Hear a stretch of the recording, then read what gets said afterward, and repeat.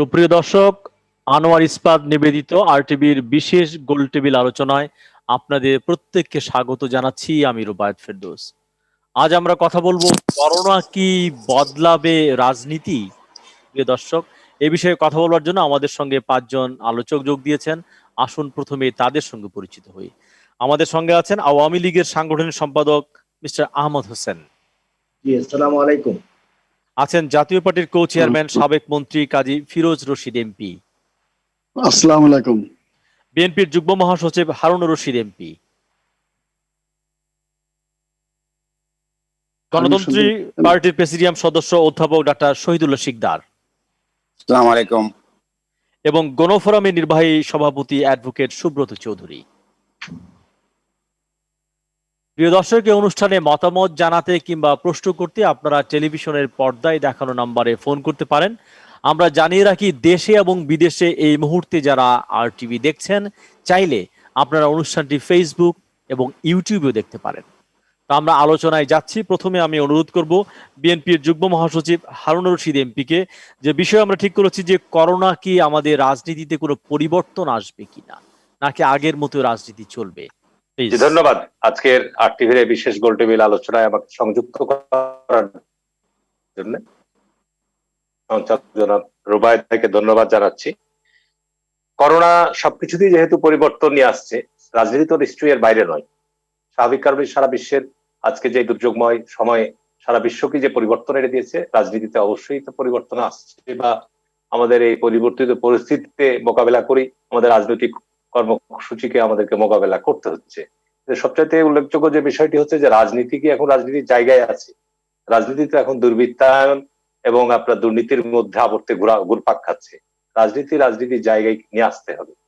দেশে যে দুর্বৃত্তায়নের রাজনীতি চলছে, সেখান থেকে যে দেশ এবং জাতিকে মুক্ত করতে হবে, এটি এখন সময়ের সবচেয়ে আলোচিত বিষয়।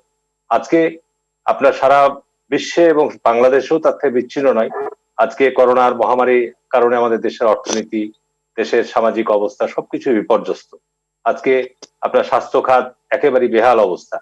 আজকে স্বাস্থ্য ব্যবস্থায় এত সমন্বয়হীনতা, এত অব্যবস্থাপনা, এত দুর্নীতি, এত দুর্বৃত্তায়ন, যেটি আজকে এই দুঃসময়ে মানুষের কাছে একেবারে সুস্পষ্ট হয়ে গেছে। অর্থাৎ আজকে আমাদের রাজনীতির যে ব্যর্থতম জায়গাগুলো, যদি সত্যিকার অর্থে রাজনীতির জায়গায় রাজনীতি না থাকে, তাহলে পরে স্বাভাবিক কারণেই আমরা দেশকে সঠিক পথে নিয়ে যেতে পারবো না, সঠিক জায়গায় নিয়ে আসতে পারবো না। এবং আমরা লক্ষ্য করছি যে আজকে ক্ষমতাসীন যারা দলে রয়েছেন, তারা নিজেদের ব্যর্থতা, নিজেদের অযোগ্যতাকে ঢাকতে গিয়ে অন্যের উপর দোষারোপ অব্যাহত রেখেছেন, যেটি অত্যন্ত দুঃখজনক এবং বেদনাদায়ক। আমি এই পরিস্থিতিতে যেটা আশা করি যে বাংলাদেশের বর্তমানে এই পরিস্থিতি থেকে বেরিয়ে আসার জন্য রাজনীতির জায়গায় নিয়ে আসার জন্য। অনেক ধন্যবাদ আপনাকে। আমরা যাবো অ্যাডভোকেট সুব্রত চৌধুরী। আপনি যদি একটু বলেন, আমি একটু কিউ ধরিয়ে দিই। আমরা দেখলাম কয়েকদিন আগে বার্লিনে একটা বড় বিক্ষোভ হয়েছে। তারা বলতে চাচ্ছে এই যে মাস্ক পরানো হচ্ছে করোনার সময় স্বাস্থ্যবিধির জন্য, এই মাস্ক আসলে রাজনীতির কাজেও ব্যবহার হবে, যে মুখ মানুষ বন্ধ রাখবে, কথা বলতে পারবে না। এই যে সামাজিক দূরত্বের কথা বলা হচ্ছে, একজন আরেকজন থেকে দূরে থাকবে, এটা রাজনীতিতেও ব্যবহৃত হবে সামাজিক দূরত্বের নামে, যে মানুষ যেন সমাবেশ না করতে পারে। তো আপনার কি মনে হয়, এটা হংকং এর ক্ষেত্রে, রাশিয়ার ক্ষেত্রে এবং বার্লিনেও আলোচনা হচ্ছে? অ্যাডভোকেট সুব্রত চৌধুরী আনমিউট করে যদি আপনি বলেন। আপনি ঠিকই বলেছেন, তবে এটা কিছুটা প্রতীকী অর্থে আর কি। হ্যাঁ, কিন্তু এই করোনা কালীন সারা বিশ্বে যে বিপর্যয় ঘটেছে, সেখান থেকে মুক্ত হতে হলে স্বাস্থ্যবিধি তো মেনে চলতে হবে। সুতরাং এটাকে নিয়ে আমরা অনেক ঠাট্টা তামাশা বা বিশ্ব স্বাস্থ্য সংস্থাকে নিয়ে অনেক কথাই বলতে পারি। ট্রাম্প সাহেবও অনেক কথা বলেন। হ্যাঁ, তো এগুলো বলার জন্য অনেক কিছু বলা যায়, কিন্তু শাসকবর্গ দীর্ঘমেয়াদী এটাকে ব্যবহার করবে কিনা, সেটা তো বিধিটাকে রাজনীতিতে ব্যবহার করবেন, এই প্রশ্নটাই সামনে এসছে। না, সেটা তো অন্যান্য দেশে কি হবে জানি না। তো আমাদের দেশে যারা 12 বছর ধরে বিনা ভোটে ক্ষমতায় আছেন, তাদের জন্য তো পোয়া 12। এইটা যত দীর্ঘস্থায়ী হবে, এবং এখানে কিছু লোক মারা যাবে, আতঙ্কে থাকবে, কিছু লোক ইমিউনিটি গ্রো করবে। সুতরাং এখানে স্বাস্থ্যবিধির বালাই নাই। সুতরাং এই সুযোগে সরকারি দলের যে রাজনীতি, সরকার যে অপশাসনের রাজনীতি করতে চায়, সেটা তো দীর্ঘস্থায়ী হইতেই পারে এবং সেই দিকেই যাচ্ছে। কিন্তু এখন এই সময়ে কোনো কথাও বলা যাচ্ছে না, কোনো বড় সমাবেশও করা যাচ্ছে না। হ্যাঁ, সেটা যেমন আছে, অন্যদিকে সরকারের পক্ষ থেকে নানান ধরনের অপতৎপরতা আমরা দেখি। আজকে ডিজিটাল আইনের মাধ্যমে যেভাবে হয়রানি করা হচ্ছে, শুধু সাংবাদিক তো না, আমরা দেখি বিশ্ববিদ্যালয়ের অধ্যাপক থেকে শুরু করে অনেককেই নানানভাবে হয়রানি করছে। কাজলের মতো একজন সিনিয়র সাংবাদিক আজকে কিভাবে তাকে কারারুদ্ধ করা হয়েছে, এবং বিচার বিভাগ থেকেও আমরা কোনো ন্যায় বিচার পাচ্ছি না। এই যে একটা অবস্থা চলছে, আজকে যুগান্তরে দেখেন 9 কোটি টাকার জিনিসের মধ্যে 8 কোটি টাকাই নাকি লোপাট হয়ে গেছে। এই যে বড় বড় দুর্নীতিগুলো দেখছেন, পিকে হালদার মহাশয় তিনি যে 3,500 কোটি টাকা নিয়ে লোপাট হয়ে গেল, কিভাবে চলে গেল? তো এখন যদি সরকারের উচ্চ মহলে যদি যোগসাজশ না থাকে, এইসব বড় বড় দুর্নীতি করে তো সবাই পার পেয়ে যাচ্ছে। হ্যাঁ, ওই পাপিয়া সম্রাট এদের মতো হয়তো দিকে শামীম এরকম কিছু কিছু হয়তো আটকানো যাবে, বা তাদের বিচার কার্যক্রম শেষ পর্যন্ত কোথায় গিয়ে থাকবে আমরা জানি না। কিন্তু বিষয়টা হচ্ছে, দুর্নীতির যেই রূপ আমরা এই সময়কালে দেখছি, এটা শুধু স্বাস্থ্য সেক্টর কেন, প্রতিটা সেক্টরেই তো এরকম আপনি পাবেন। সুতরাং আমি তো মনে করি ম্যান হোলের ঢাকনা উল্টে গেছে, এখন শুধু দুর্গন্ধ বেরোবে, আপনি যেখানে হাত দেবেন শুধু দুর্গন্ধ পাবেন। সেই কারণে আজকে রাজনীতির মধ্যে তো নীতি নাই, সেটা আমরা বহুদিন ধরেই দেখছি। অপরাজনীতি ঢুকে গেছে, নীতিহীন রাজনীতি ঢুকে গেছে, এখন হয়ে গেছে রাত চালাকি। এই সরকার রাত চালাকি করে যতদিন পারে হয়তো ক্ষমতায় থাকতে পারেন। যে জন্য ওবায়দুল কাদের সাহেব বলেছেন যে কোনো সময় একটা বড় ধরনের পরিবর্তন বা বিপর্যয় হতে পারে, আপনারা সবাই প্রস্তুত থাকেন। জি, অনেক ধন্যবাদ অ্যাডভোকেট চৌধুরী। আমি আসবো আপনার কাছে, আপনারা নিজেরাই বলতেন অশনি সংকেতের মধ্যে আবার আসবো আপনার কাছে, আবার আসবো। ডক্টর শহীদুল্লাহ শিকদার, আপনি যদি বলেন যে এই করোনার ফলে কিংবা পরে আমাদের রাজনীতি কোনো পাল্টাবে কিনা, পরিবর্তন হবে কিনা? ধন্যবাদ। অ্যাকচুয়ালি দেখুন, এটা ঠিক যে করোনায় তো রাজনীতির চরিত্র পাল্টিয়েছে অলরেডি। যেটি আপনি বললেন যে ইউরোপ, আমেরিকা, এশিয়ার বহু দেশেই কিন্তু করোনার রাজনীতির চরিত্র পাল্টেছে। আমি বাংলাদেশে আশাবাদী হয়ে কথা বলতে চাই, কারণ আমি দেখেছি যে আজকেই এই কিছুদিন আগে তো করোনার কারণে এক সময়ের বিরোধী দলীয় নেত্রী এবং বিএনপির নেত্রী খালেদা জিয়াকে মুক্তি দেওয়া হয়েছিল। এখন মানবিক কারণে খালেদা জিয়াকে আবার মুক্তির সেই সময়টাকে এক্সটেন্ড করা হচ্ছে।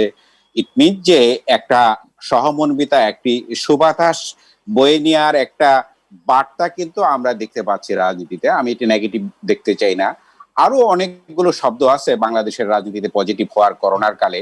সেটি হলো যে সারা বিশ্বে তো অর্থনৈতিক মন্দা আছে, স্বাস্থ্যগত সংকট সারা বিশ্বে। আপনি দেখেন যে মর্টালিটি রেট পৃথিবীর অনেক দেশে অনেক বেশি, ইউরোপে, ইউকেতে, স্পেনে, ইটালিতে, ফ্রান্সে, যেখানে প্রতিষ্ঠিত স্বাস্থ্য ব্যবস্থা আছে সেখানে কিন্তু মর্টালিটি রেট বেশি এবং আক্রান্তের সংখ্যাও প্রচুর। আমেরিকাতে, ইউএসএ পৃথিবীর সবচেয়ে বড় অর্থনীতির এবং রাজনীতির ডেমোক্রেটিক কান্ট্রির দেশ। সেই জায়গাতে আপনি দেখেছেন যে অর্থনৈতিক কি সংকট এবং সেখানে আক্রান্তের সংখ্যা এবং মৃত্যুর হার কত বেশি। সেই জায়গায় বাংলাদেশ যেই জায়গা থেকে দাঁড়িয়ে আজকে অর্থনীতির, আজকেও দেখা গিয়েছে যে বাংলাদেশ অতীতের সমস্ত রেকর্ড ভঙ্গ করেছে বৈদেশিক রিজার্ভের ক্ষেত্রে।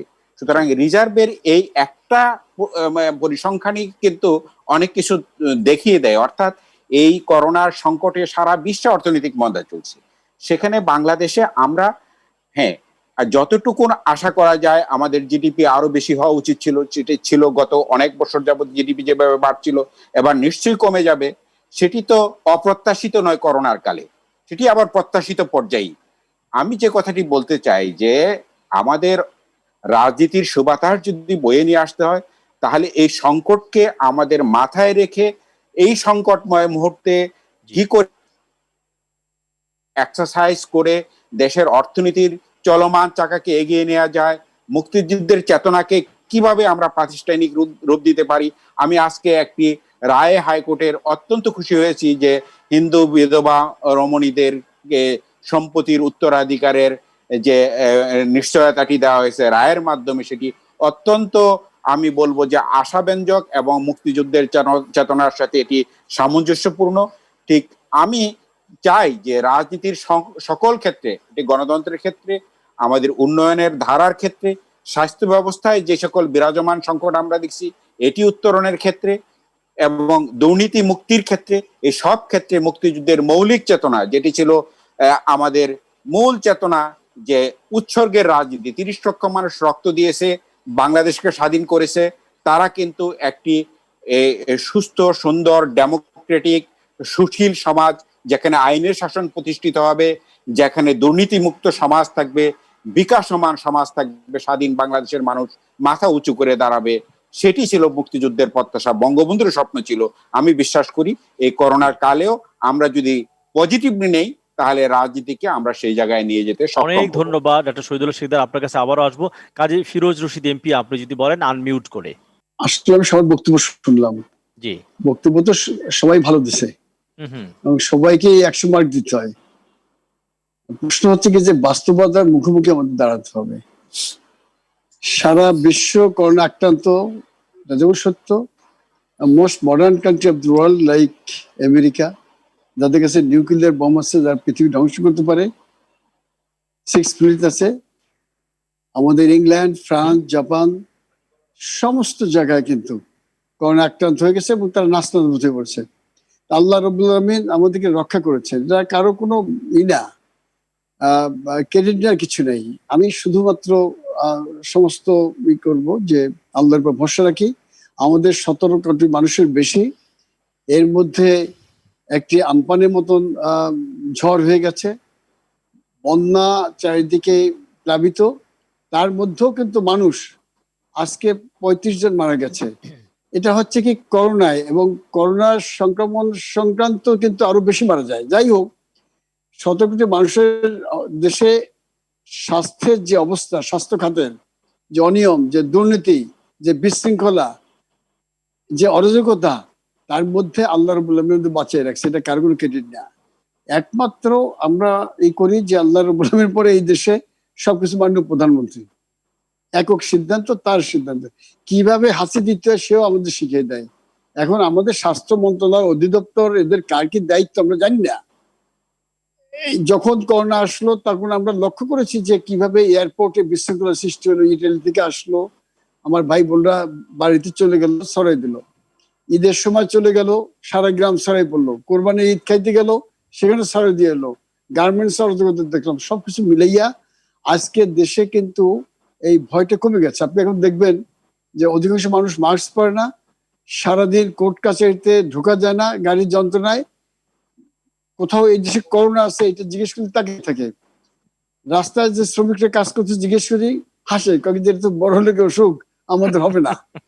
এবং আজ পর্যন্ত কোনো বড় লোক গরিবের হয়েছে বলে আমার জানা নাই, একজনের হয় নাই। তারা একটু জ্বর হয়, টটকা পটকা ওষুধ খায়, অথবা ম্যাক্সিমাম দিনে প্যারাসিটামল খায়, ভালো হয়ে যায়। আসলে কিন্তু এটা একটা গবেষণা। জিজ্ঞেস করবো, কাজী ফিরোজ যেটা বললেন যে একজন গরিব মানুষ মারা যায়নি, না না, এটা একটু ডাক্তার মানুষ আমাদের কনফার্ম হওয়া দরকার। সত্যি কি কোনো এটা ভুল তথ্য যে আমরা দিতে চাই না আসলে, কিংবা সঠিক যেটা কোনটা জানা দরকার? জি, আপনি আসলে অ্যাপারেন্টলি হয়তো মনে হয় যে গরিবদের হয় না, কথাটা কিন্তু পুরোপুরি সত্য নয়। বৈজ্ঞানিক কোনো ভিত্তি নাই আসলে, না, বৈজ্ঞানিক ভিত্তি নেই। কিন্তু কথা হলো যে এটা ঠিক, যারা মনে করা হয় যারা ওপেন এয়ারে কাজ করে তাদের নানাভাবে তাদের ভাইরাল প্রিভিয়াস এক্সপোজার, আসলে করোনা ভাইরাস তো একটা বিরাট গ্রুপ। আপনি জানেন যে কোভিড-19 একটা স্পেসিফিক, করোনা ভাইরাস 2 এটা সার্স ভাইরাস 2 মডিফিকেশন। তো এর বাইরে আর অনেকগুলো স্পেসিস আছে, সেগুলো কোনো না কোনো এক্সপোজার, সাধারণত যারা বস্তিতে থাকে, কাজ করে, একেবারে মানে ক্রাউডেড অবস্থাতে থাকে, তাদের এক্সপোজারটা প্রিভিয়াস থাকে, যেই জন্য মনে করা হচ্ছে যে তাদের ইনসিডেন্স রেট হয়তো একটু কম। আর এটিও ঠিক যে যারা শারীরিক পরিশ্রম বেশি করে ওপেন এয়ারে থেকে, তাদের মর্টালিটি রেটটা হয়তো কম বলে অ্যাজুম করা হচ্ছে, কিন্তু এটির খুব সিস্টেমিক ডাটা নেই। যে খুব মানে দুই একটা স্টাডি করা হয়েছে আইসিডির থেকে, এবং ভারতে কিন্তু আমরা দেখেছি, মুম্বাইয়ের বস্তিতে কিন্তু করোনা রোগী অনেক দেখেছি, করোনা রোগী। এবং শুধু ভারতে নয়, পৃথিবীর বহু দেশে এই স্টাডিটা ছোট ছোট গ্রুপের মাঝে করা হয়েছে, যারা অ্যাফ্লুয়েন্ট এরিয়াতে এবং যারা স্লামে থাকে, ওয়ার্কিং ক্লাস, তাদের মাঝে আসলে খুব বেশি পার্থক্য, সিগনিফিকেন্ট কিছু পাওয়া যায়। অনেক ধন্যবাদ। এরই দরকার ছিল কাজী ফিরোজ, যেহেতু পাবলিক মিডিয়াতে আমরা কথা বলছি, কোনো ভুল তথ্য যেন না দেই, তাহলে মানুষ হয়তো আরো মাস্ক ব্যবহার করবে না, দূরত্ব মানবেই না একেবারে, তাহলে তাদের জন্য ক্ষতি না হয়ে যায়। কাজী ফিরোজ এমপি, আমরা তো আইন করেও কিছু করতে পারতেছি না। এই যে দেখেন, বাসে আজকেও কিছু জি। বাসকে ফাইন করছে, কয়টা লোককে ফাইন করছে। তারপর দেখেন আপনি বাজারে যান, যে লোকটা বিক্রি করতেছে তার একটা আছে, প্রথম দিন যে মাস্কটা কিনছিল ওটা আর চেঞ্জ করে নাই, ওইটা এখানে ঝুলিয়ে রাখছে নিচের দিকে। তো এটা তো মাস্ক না, এটা প্রপার পরা হচ্ছে না, কিন্তু তারা কিন্তু প্রথম তাকে যাকে দেখছি 3 মাস 4 মাস আগে, এখন তাকে দেখতেছি। আমি বলছি তোমার জ্বরটা হয়? না স্যার, এই সিজনে একটু জ্বরটা হয়, মাঝে মধ্যে কাশা হয়, আবার ভালো হয়ে যায় আমাদের। তার মানে সবারই হয়ে ভালো হয়ে গেছে। এখন যেটা আমি বলতে চাচ্ছি যে হ্যাঁ, করোনা মানুষের যেমন দূরত্ব করেছে, দূরী করছে, আমাদের রাজনীতিতেও কিছু দূরত্ব সৃষ্টি হয়েছে। আমরা যেমন জনগণের খুব কাছে যেতে পারতেছি না। আবার একটা ভালো সংবাদ, সন্দেশ সাহেব যেটা বললেন যে আমাদের বিরোধী দলের নেত্রী বেগম খালেদা জিয়া, উনি কারাগারে ছিলেন দীর্ঘদিন, ওনাকে কিন্তু এই করোনার জন্যই ওনাকে কিন্তু নিজের বাড়িতে ফিরে যেতে দিয়েছে সরকার। এটা সরকার একটা মনোভাবতা, এবং এইটা কিন্তু করোনাটা সুফল। অন্তত এইটা আমরা দেখতে পারি যে ম্যাডাম খালেদা জিয়াকে কারাগারে থাকতে হয়নি, ওনাকে নির্বাহী আদেশে বলে কোনো আমাদের মামলা মোকদ্দমা কোর্ট কাছারির মধ্যে না, আইনের মাধ্যমে না, একদম নির্বাহী আদেশের বলে। নির্বাহী আদেশের মানে প্রধানমন্ত্রী ছাড়া তাকে দিতে পারবেন না, তার নির্বাহী আদেশের ফলে উনি কিন্তু ওনার বাসায় আছেন 6 মাস, আবারও এক্সটেনশন শুনতেছে 6 মাস তো মিনিমাম দেবেনি, এবং এইভাবে চলবে। তো এটা করোনায় একটা সুফল। যদি করোনা হয়তো আমার মনে হয় উনি এত তাড়াতাড়ি বেরোতে পারতেন না। তাতে আমাদের মধ্যে সৌহার্দ্য আছে, সহযোগিতা আছে, সবই আছে, কিন্তু যেহেতু এখন করোনা প্রত্যেকটা রাজনৈতিক দলের কিছুটা সীমিত করছে তাদের অ্যাক্টিভিটিস। যদিও আওয়ামী লীগ এখন বড় দল, রাষ্ট্রীয় ক্ষমতা আছে, এবং যখন যে দল দীর্ঘদিন রাষ্ট্রীয় ক্ষমতা থাকে ওই দলের বাইরে আর কোনো লোক তারা দেখে না। মনে হয় যে গাছের পাতা থেকে শুরু করে সমস্ত লোকই তাদের। পার্কে হাঁটতে যান, বাজারে যান, হাটে যান, রিক্সা যান, সব আওয়ামী লীগ। সচিবালয়ে যাবেন, আওয়ামী লীগের বাইরে কোনো লোক পাবেন না। 2-3 জন লোক আছে, খালেদা জিয়া, তারেক রহমান আর বিএনপির 2-4 জন যে বক্তৃতা করে, অথবা সুব্রত বাবু বসে আছেন, হারুন সাহেব সামনে আছে, উনিও হাফ আওয়ামী লীগ, আমাদের মতন অবস্থা যারা সংসদে আছি। অর্থাৎ এছাড়া আর কোন লোক বিএনপি বা এখন বিএনপি কোনো দলের কথা আমি বলতেছি না, বলছে যে আওয়ামী লীগ একটি দল, বড় দল, রাষ্ট্রীয় ক্ষমতা আছে, তার বাইরে যারা দল করে, অর্থাৎ আওয়ামী লীগ করবে না, বা তারা এদেশে দুইটাই আছে, একটি এন্টি ইন্ডিয়ান একটি ফিলিংস আছে, স্বাধীনতার সময় থেকে আমরা দেখে আসছি। এই লোকগুলো কোন দিকে? তাদের একটা দল আছে ভিতরে ভিতরে, তারা তো নেতা পাচ্ছে না, নেত্রী পাচ্ছে না, বিএনপিও করে না, কিন্তু তাদের দলটা একটা মোটামুটি ভালো দল। সেই জন্য আমি মনে করি যে এই যে আমরা সমস্ত লোক যে রাতারাতি আওয়ামী লীগ হয়ে গেছি, এটা কিন্তু ভালো লক্ষণ না। জি, অনেক ধন্যবাদ আপনাকে কথা বলার জন্য। আহমদ হোসেন, যদি আপনি বলেন যেটা কাজী ফিরোজ রশিদ যেখানে শেষ করেছে, আপনি শুরু করলে ভালো হয়, যে এই যে রাতারাতি যে সব আওয়ামী লীগ হয়ে যাচ্ছে, এটা আসলে রাজনীতির জন্য খুব ভালো না তিনি বলছেন। হয়তো সুযোগ সন্ধানী, জি, সুযোগ সন্ধানী কিছু লোক ঢুকে যাচ্ছে। জি না, ফিরোজ ভাই তো জাতীয় পার্টির প্রেসিডিয়াম মেম্বার, তিনি তো আওয়ামী লীগ হন নাই। এখানে যারা আসছেন গণতন্ত্র পার্টি বলছে হাফ আওয়ামী লীগ, বলছে ওনারাও হাফ আওয়ামী লীগ হয়ে গেছেন পার্লামেন্টে। তো নিজে কিন্তু গণতন্ত্রের জন্য একটা অপোজিশন দরকার কিনা, স্ট্রং অপোজিশন যে কোনো ডেমোক্রেসির জন্য দরকার, বিশেষ করে পার্লামেন্টারি ডিবেটে। জি, জাতীয় পার্টি তো অপোজিশন আছে, তারা স্ট্রং হতে পারলে আমার আপত্তি কোথায়? কিন্তু ওনার কথা মনে হচ্ছে ওনারও ঠিক সেই অর্থে অপোজিশন না আসলে, ইন ট্রু সেন্স। না, ওনারা যদি সেই দায়িত্ব পালন করতে না পারেন, এই দায়িত্ব তো আমাদের নয়, ঠিক নয় কি? এখন প্রশ্ন হচ্ছে করোনা ভাইরাস নিয়ে। করোনা ভাইরাস পৃথিবীকে গ্রাস করেছে, আমেরিকার মতো স্টেট একেবারে নেতিয়ে পড়েছে। ট্রাম্পের চেহারা সকালে একরকম, দুপুরে একরকম, রাতে আরেক রকম। নির্বাচনে তার প্রভাব পড়বে কিনা আমি এখনো বলতে পারছি না। তবে পৃথিবীর সবচেয়ে মৃত্যু আমেরিকাতে হয়েছে, সবচেয়ে আক্রান্তটাও আমেরিকাতেই হয়েছে। কাজেই বাংলাদেশেও আক্রান্ত হয়েছে। আমরা কথা বলছি না, COVID-19 ফ্রি কান্ট্রি পৃথিবীতে কেউ নাই, কেউ ডিক্লেয়ার করতে পারছে না COVID-19 ফ্রি হয়ে গেছি। সুতরাং আজকে রাজনীতিতে COVID-19 এর কি প্রভাব? হ্যাঁ, COVID-19 এর প্রভাব তো আছেই। রাজনীতি, আমরা মাঠে রাজনীতি করতে পারছি না। এই যে আপনার সাথে টকশোতে আসছি, এই গোল টেবিলে আমরা গিয়ে সামনে বসে কথা বলতাম, জি, এখন ভার্চুয়াল, এটাও তো প্রভাব, এটা প্রভাব পড়েছে। সামনাসামনি কথা বললে হয়তো বা কিছুটা সৌম্যবোধ থাকতো, চক্ষুলতা থাকতো, সব কথা বলতে পারতাম না। এখন COVID-19 এর কারণে এই আপনার ভার্চুয়ালি আমি অনেক কথাই বলতে পারছি, কিন্তু সামনাসামনি হলে আর ভালো হতো।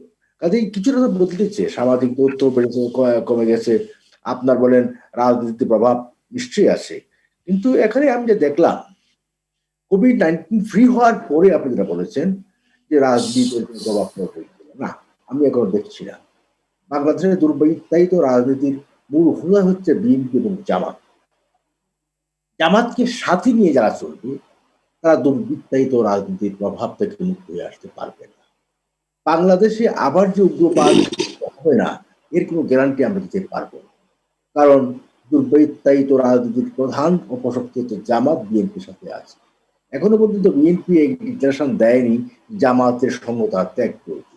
এখানে ফিরোজ ভাই সাথে বলেছেন যে আপনার বেগম জিয়ার যে মুক্তিটা এটা করোনা ভাইরাসের কারণে নয়, এটা হচ্ছে বেগম জিয়ার ভাই এবং বোন মাননীয় প্রধানমন্ত্রীর সাক্ষাৎ করে অ্যাপ্রোচ করেছে, আমার বোন অসুস্থ, তাকে আপনি মুক্তি দেন। বাংলাদেশের রাজনীতিতে মানবিক দৃষ্টান্ত স্থাপন করেছেন মাননীয় প্রধানমন্ত্রী বঙ্গবন্ধু কন্যা শেখ হাসিনা। একথা তো সত্য। যেদিন তার ছোট ছেলে আরাফাত কোকো মারা গেলেন, মাননীয় প্রধানমন্ত্রী গিয়েছিলেন তার মাকে সান্ত্বনা দিতে, কিন্তু সেদিন দরজাটা কিন্তু বন্ধ করে রেখেছিলেন। এটা বড় বিভৎস রূপ সেদিন আমরা দেখেছি। কিন্তু বঙ্গবন্ধু প্রধানমন্ত্রী শেখ হাসিনা সেরকম মানবিক মানবিক চেতনা থেকে তাকে মুক্তি দিয়েছেন। আজকে সেটাই একটা দৃষ্টান্ত স্থাপিত হয়েছে। আবার 6 মাসের জন্য আবার আবেদন করেছে। এখন পর্যন্ত আইন মন্ত্রণালয়, স্বরাষ্ট্র মন্ত্রণালয় এখন সিদ্ধান্ত নেয়নি, এখন কি হবে বলতে পারবো না। তবে বাংলাদেশের রাজনীতিতে একটি গুণগত পরিবর্তনের কথা বলা যেটা হচ্ছে, এই গুণগত পরিবর্তন হতে পারে যদি বিএনপি তার চেহারা বদলায়। বিএনপি ঠিক আছে, কিন্তু বলা হচ্ছে যে এখন তো আওয়ামী লীগই ক্ষমতায় আছে, এদের যে ভয়াবহ দুর্নীতিগুলো হচ্ছে স্বাস্থ্য ক্ষেত্রে কিংবা ফরিদপুরের যারা যুবলীগ করছে, এটা তো আওয়ামী লীগেরই লোকজনই করছে। এইখান থেকে মুক্ত হওয়া যাবে কিভাবে? এখানে আপনাকে বলতে হবে, সেটা যদি একটু বলেন আপনি। আমরা আওয়ামী লীগ ক্ষমতায় আছি, ক্ষমতায় থেকে যারা দুর্বৃত্ত, যারা দুর্নীতি করছে তাদেরকে আমরা আশ্রয় দিচ্ছি কি না, তাদের বিরুদ্ধে আমরা ব্যবস্থা গ্রহণ করেছি কি না, ফরিদপুরে যারা দুর্বৃত্ত ছিল তাদেরকে আমরা অ্যারেস্ট করছি কি না, পার্টির মধ্যে ঢুকে যায় সেটাকে আটকানো যায় কিনা, ঢুকানোর আগেই এই দুষ্ট লোকরা সেটাই বলছি যে পার্টির বদনাম হয়, সরকারের বদনাম হয়, রুলিং পার্টি হলে বিভিন্ন উপকমিটি যুবলীগ এসব ঢুকে যাচ্ছে অনেক লোকজন। ক্ষমতার বাণী না, যুবলীগের সব ক্ষেত্রে তো আমরা একসাথে চলে গেছি। যুবলীগে যারা দুর্বৃত্তায়িত রাজনীতি শুরু করতে চেষ্টা করে, দুর্নীতি করার চেষ্টা করেছে, তারা গ্রেপ্তার হয়ে তারা জেলখানায় আছে। কাজে আপনি কথা বলতে আপনার গভর্নমেন্ট বসে আছে, মাননীয় প্রধানমন্ত্রী স্পষ্ট ডিক্লেয়ার দিয়েছেন যে আমি জিরো টলারেন্স দুর্নীতির প্রশ্নে, সন্ত্রাসের প্রশ্নে, মাদকের প্রশ্নে, এই বিষয়গুলিতে আমরা কোনো কম্প্রোমাইজ করব না। তার দৃষ্টান্ত স্থাপিত হয়েছে। আপনি বলেন শাহেদ বলেন, সাবরিনা বলেন, তারা কারাগারে। আমরা যদি বলতাম শাহেদকে আমরা প্রশ্রয় দিচ্ছি, প্রোটেকশন দিচ্ছি, ও সাবরিনাকে আমরা প্রোটেকশন দিচ্ছি, তাহলে বলতে পারতেন। আমরা ব্যবস্থা গ্রহণ করছি। আমরা মুক্তিযুদ্ধের চেতনা, বঙ্গবন্ধুর আদর্শকে ধারণ করি, লালন করি। জি অবশ্যই। মৃত্যুকে আমরা আলিঙ্গন করি আদর্শের নীতির প্রশ্ন। আমার জাতির পিতা বঙ্গবন্ধু শেখ মুজিবুর রহমান নীতির জন্য জীবন দিয়েছেন, তার সপরিবার ইতিহাসে সাক্ষী দৃষ্টান্ত হয়ে আছে। কাজেই আমি যে কথাটা বলছিলাম যে বিএনপি এখনো সময় আছে রিভিউ করে। আমার তো মনে হচ্ছে যে বেগম জিয়ার মুক্তি এটা তো দলের কোনো অর্জন নয়। বেগম জিয়ার মুক্তির হচ্ছে একেবারেই ভাই এবং বোনের আবেদনের প্রেক্ষিতে হয়েছে। এটা ক্রেডিট হচ্ছে ভাই এবং বোনের। এটা বিএনপি কিন্তু তাদের আন্দোলনের কারণে বা চাপের কারণে বেগম জিয়া মুক্তি হয়েছে, এমন ক্রেডিট নেই। বেগম জিয়া ছিলেন আপসহীন নেত্রী। আজকে এই কথা বলার সুযোগ নেই যে আপসহীন নেই, এখন আপসহীন থেকে সরে এসেছেন। তিনি প্রধানমন্ত্রী শেখ হাসিনার কাছে সারেন্ডার করেছেন, বললেন ঠিক আছে আমি ছেড়ে দিলাম, আমাকে মুক্তি দেন। তার ভাই বোন যাওয়া মানে হচ্ছে বেগম জিয়ার বক্তব্য। অনেক ধন্যবাদ। এই প্রশ্ন আমরা হারুন রশিদকে করব যে এটা আসলে খালেদা জিয়ার এই মুক্তিটা সারেন্ডার কিনা, আওয়ামী লীগের কাছে সমর্পণ কিনা, এই প্রশ্নের উত্তর আপনি করবেন কিন্তু বিরতির পরে। প্রিয় দর্শক, আপনারা দেখছেন আনোয়ার ইস্পাত নিবেদিত বিশেষ গোল টেবিল আর টিভির সৌজন্যে। আমরা কথা বলছিলাম করোনা কি আমাদের রাজনীতিকে পাল্টে দিবে? সঙ্গে থাকুন, ফিরছি এখনই।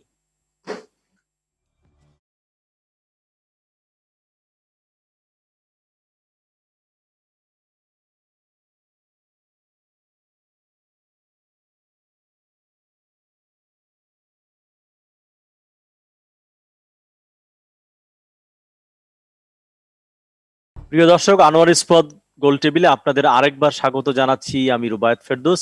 আমরা কথা বলছিলাম করোনা কি আমাদের রাজনীতিকে পাল্টে দেবে কিনা। বিরতির আগে আমাদের যে পাঁচজন বিজ্ঞ আলোচক তারা নানান দিক থেকে এই বিষয়টিকে ব্যাখ্যা বিশ্লেষণ করবার চেষ্টা করেছেন। মিস্টার হারুন রশিদ, আপনি যদি বলেন যে আহমদ হোসেন এটা বলবার চেষ্টা করেছেন যে বেগম খালেদা জিয়ার যে মুক্তি সেটা এক ধরনের আত্মসমর্পণ, আসলে এটা কোনো বিএনপির অর্জন না, আসলে এক ধরনের দাসখত দিয়ে তাকে মুক্তিটা পেতে হয়েছে। ধন্যবাদ। আজকের আলোচনায় যে প্রাসঙ্গিক বিষয় ছিল সেখান থেকে আমরা অন্য জায়গায় চলে গেছি। আমার জাস্ট পূর্ববর্তী বক্তা জনাব আহমদ ভাই, উনি যে আলোচনার সূত্রপাত করেছেন তার কথাতেই বোঝা যায় যে ওনারা বিএনপি কে নিয়ে একটা আতঙ্কে আছে। আজকে প্রায় 12 বছর থেকে তারা কিভাবে ক্ষমতায় আছে সেটা দেশবাসী জানে, তিনিও জানেন। কিন্তু আজকে তিনি যে আতঙ্কে আছেন, বিএনপির নেতা কে হবে, বিএনপির নেত্রী কে হবে, বিএনপির দর্শন কি হবে, বিএনপি কিভাবে চলবে, এইটি ওনারা আজকে বিএনপি কে পথ দেখাতে চান। মতপার্থক্য প্রত্যেকটা রাজনৈতিক দলের মধ্যে থাকাটাই স্বাভাবিক, এবং মতপার্থক্য যখন আপনার সীমা লঙ্ঘন করে যায় তখন ঝগড়া ফ্যাসাদে তৈরি হয়, এবং সেটা শরীয়তের ভাষায় বলা হয় সীমা লঙ্ঘনকারী। আওয়ামী লীগ নিঃসন্দেহে আমি বলবো যে এই গত 12 বছরে তারা নিজেরা তৈরি আইন নিজেরাই মানে না। চতুর্থ সংশোধনীর জন্য তারা রাস্তায় লড়াই করেছে, জীবন দিয়েছে। আপনার তত্ত্বাবধায়ক সরকার বিলের জন্য সংসদ থেকে বেরিয়ে গেছে, যে কারণে বিএনপি কে 15 ফেব্রুয়ারি নির্বাচন করে সংবিধানের চতুর্থ সংশোধনের মাধ্যমে নির্বাচনে অবাধ সুষ্ঠু নিরপেক্ষ করার জন্য তত্ত্বাবধায়ক সরকার ব্যবস্থা নিয়ে আসা হয়েছিল। সেখানে ত্রুটি বিচ্যুতি থাকতে পারে। ওনারা ক্ষমতায় এসে 111-এর মধ্য দিয়ে ক্ষমতায় আসার পর ওনারা আপনার সংবিধান থেকে চতুর্থ সংশোধন উঠিয়ে দিলেন। উঠিয়ে দিয়ে ওনারা বলে যে আমরাই ক্ষমতায় থাকবো, আমরা নির্বাচনের মধ্য দিয়ে দেশে অবাধ সুষ্ঠু নিরপেক্ষ নির্বাচন দিব। আজকে ওনারা বলতে পারবেন যে গত 12 বছর থেকে দেশে কোন নির্বাচনী ব্যবস্থা আছে? আজকে সরকারের শীর্ষ পর্যায় থেকে একেবারে তৃণমূল পর্যায় পর্যন্ত লাগামহীন ভাবে বিএনপি কে বিষদগার করে যাচ্ছে। আজকে করোনাকালীন সময় প্রতিদিন আমরা দেখছি 40 থেকে 50 জন লোক মানুষ মারা যাচ্ছে, হাজার হাজার মানুষ। একটু আপনাকে থামাতে দর্শকের ফোনটি নিয়ে আমি আপনার কাছে আসবো। প্রিয় দর্শক, আপনি কে বলছেন এবং কোত্থেকে বলছেন, যদি সরাসরি প্রশ্নটি উত্থাপন করেন কোনো বক্তব্য না দিয়ে বলুন, আমরা শুনতে পাবো। হ্যালো জি, হ্যালো, আসসালামু আলাইকুম। ওয়ালাইকুম আসসালাম। আমি অ্যাডভোকেট অনিমেষ রাহা বলছি। বলুন। একজন মহামান্য সুপ্রিম কোর্টের হাইকোর্ট ডিভিশন স্বামীর সম্পত্তিতে হিন্দু বিধবাদের উত্তরাধিকার সম্পর্কে একটা জাজমেন্ট দিয়েছেন, একজন আলোচক উত্থাপন করছেন। আমি সুব্রত দার কাছে আমি প্রশ্ন করছি, আমি আমার ইউনিভার্সিটির সিনিয়র, হারুন ভাইও আমার 1 বছরের সিনিয়র। আমি প্রশ্নটা করতেছি, এটা কি পার্সোনাল লয়ের উপরে, হিন্দু পার্সোনাল লয়ের উপরে আঘাতের সামিল না? এটা আমার প্রশ্ন। জি, অনেক ধন্যবাদ। আমার মনে হয় একজন আইনজীবী আছেন, অ্যাডভোকেট সুব্রত চৌধুরী, যদি অ্যানসারটি করেন। আসলে দর্শক যে প্রশ্ন করেছেন, ধন্যবাদ। দর্শকের সুর এবং স্বরে বোঝা যাচ্ছে তিনি এটা পছন্দ করেননি, যদিও আপনারা সবাই অ্যাপ্রিশিয়েট করছেন, ঐতিহাসিক রায় বলছেন। আজকে যে রায়টি দিয়েছে এটা একটা দেওয়ানি মামলা থেকে উদ্ভূত।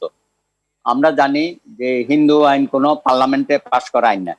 স্মৃতি এবং শ্রুতি, মনুসংহিতা থেকে এবং বিভিন্ন ঋষিদের যে বক্তব্য সেখান থেকে হিন্দু আইন এসছে। এবং এইখানে আমাদের মোল্লা সাহেব যে বইটা হিন্দু আইন বের করেছেন সেখানে কতগুলো প্যারাগ্রাফ ওয়াইজ বক্তব্য দেওয়া আছে হিন্দু আইনের উপর।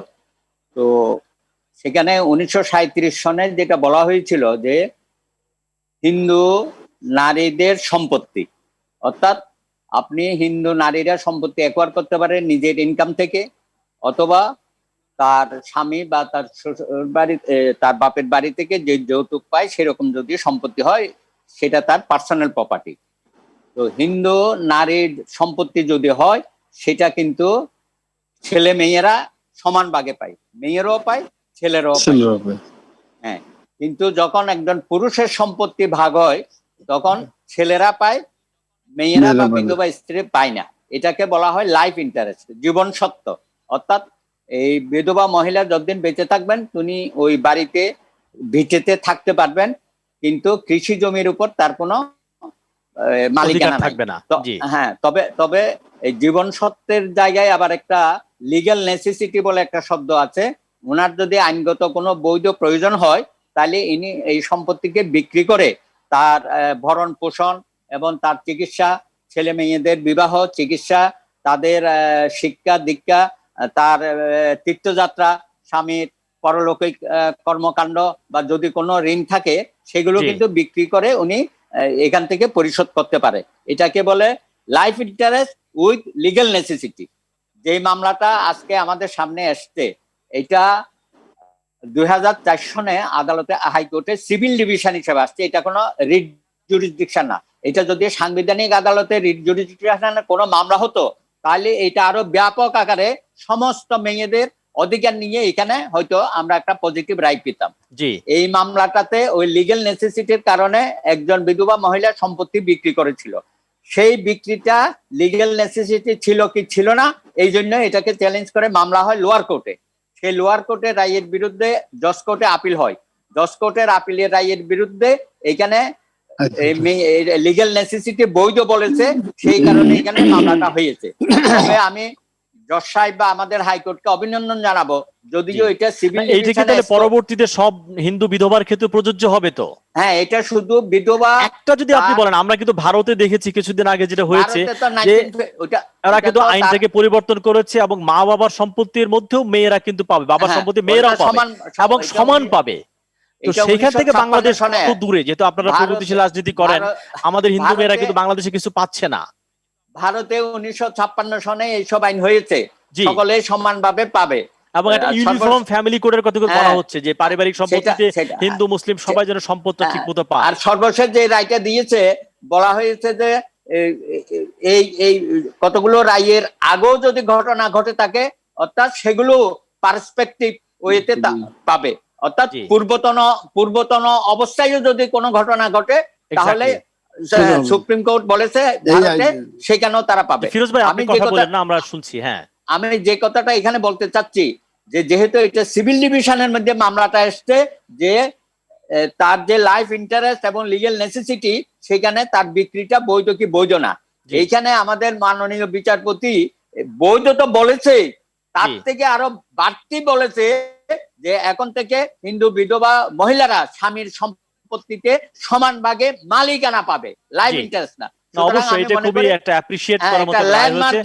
অনেক ধন্যবাদ, আমরা ব্যাপারটা বুঝেছি। আগামী জি। দিনে হয়তো আমরা আরো ব্যাপক পরিবর্তন বা সংশোধন করতে পারবো। তখনও তো মেয়েরা তার বাবার পার্লামেন্ট সম্পত্তিও টাইম তার ভাইয়ের মতো পাবে। ভারতবর্ষে যেরকম আইন হয়েছে সেরকম হয়তো সামনের সময় সমাজ পাল্টাবে, আমরা যাবো। সেটার হারুন অপেক্ষায় রশিদ কি আছি। এই বিষয়ে একটু কমেন্ট করবেন কিনা? দর্শক আপনার নাম জি, বলুন। আসলে আমি তো আইনটিকে আপনারা কিভাবে দেখছেন? যে প্রসঙ্গ আমি কিভাবে দেখছি, আসলে বিষয়টা হচ্ছে কি যে একমাত্র আমাদের সারা পৃথিবীতে যত ধর্মগ্রন্থ রয়েছে তার মধ্যে একমাত্র মুসলিম আল কোরআনের মধ্যে উত্তরাধিকার যে আপনার বন্টন করে দেওয়া হয়েছে সম্পদের, এর চাইতে উত্তম কোনো ফায়সালা নাই। এখন এই ক্ষেত্রে আমি মনে করি যে আমাদের পার্শ্ববর্তী ভারত হিন্দু প্রধান দেশ, সেখানে হিন্দুদের সম্পদ বন্টনের ক্ষেত্রে যে ধরনের নীতিমালা অনুসরণ করা হচ্ছে, আমার মনে হয় সেই ক্ষেত্রে সেই নীতিমালাও বাংলাদেশে অনুসরণ করা যেতে পারে। এটা তো একটা সমস্যা যে বিধবাদের ক্ষেত্রে যে ধরনের আইন দেওয়া হয়েছে, আসলে এটা দিয়ে কিন্তু টোটাল হিন্দু সম্প্রদায়ের আপনার সম্পদের যে উত্তরাধিকার, এটার সংকট নিরসন হবে না। দীর্ঘদিন থেকে তারা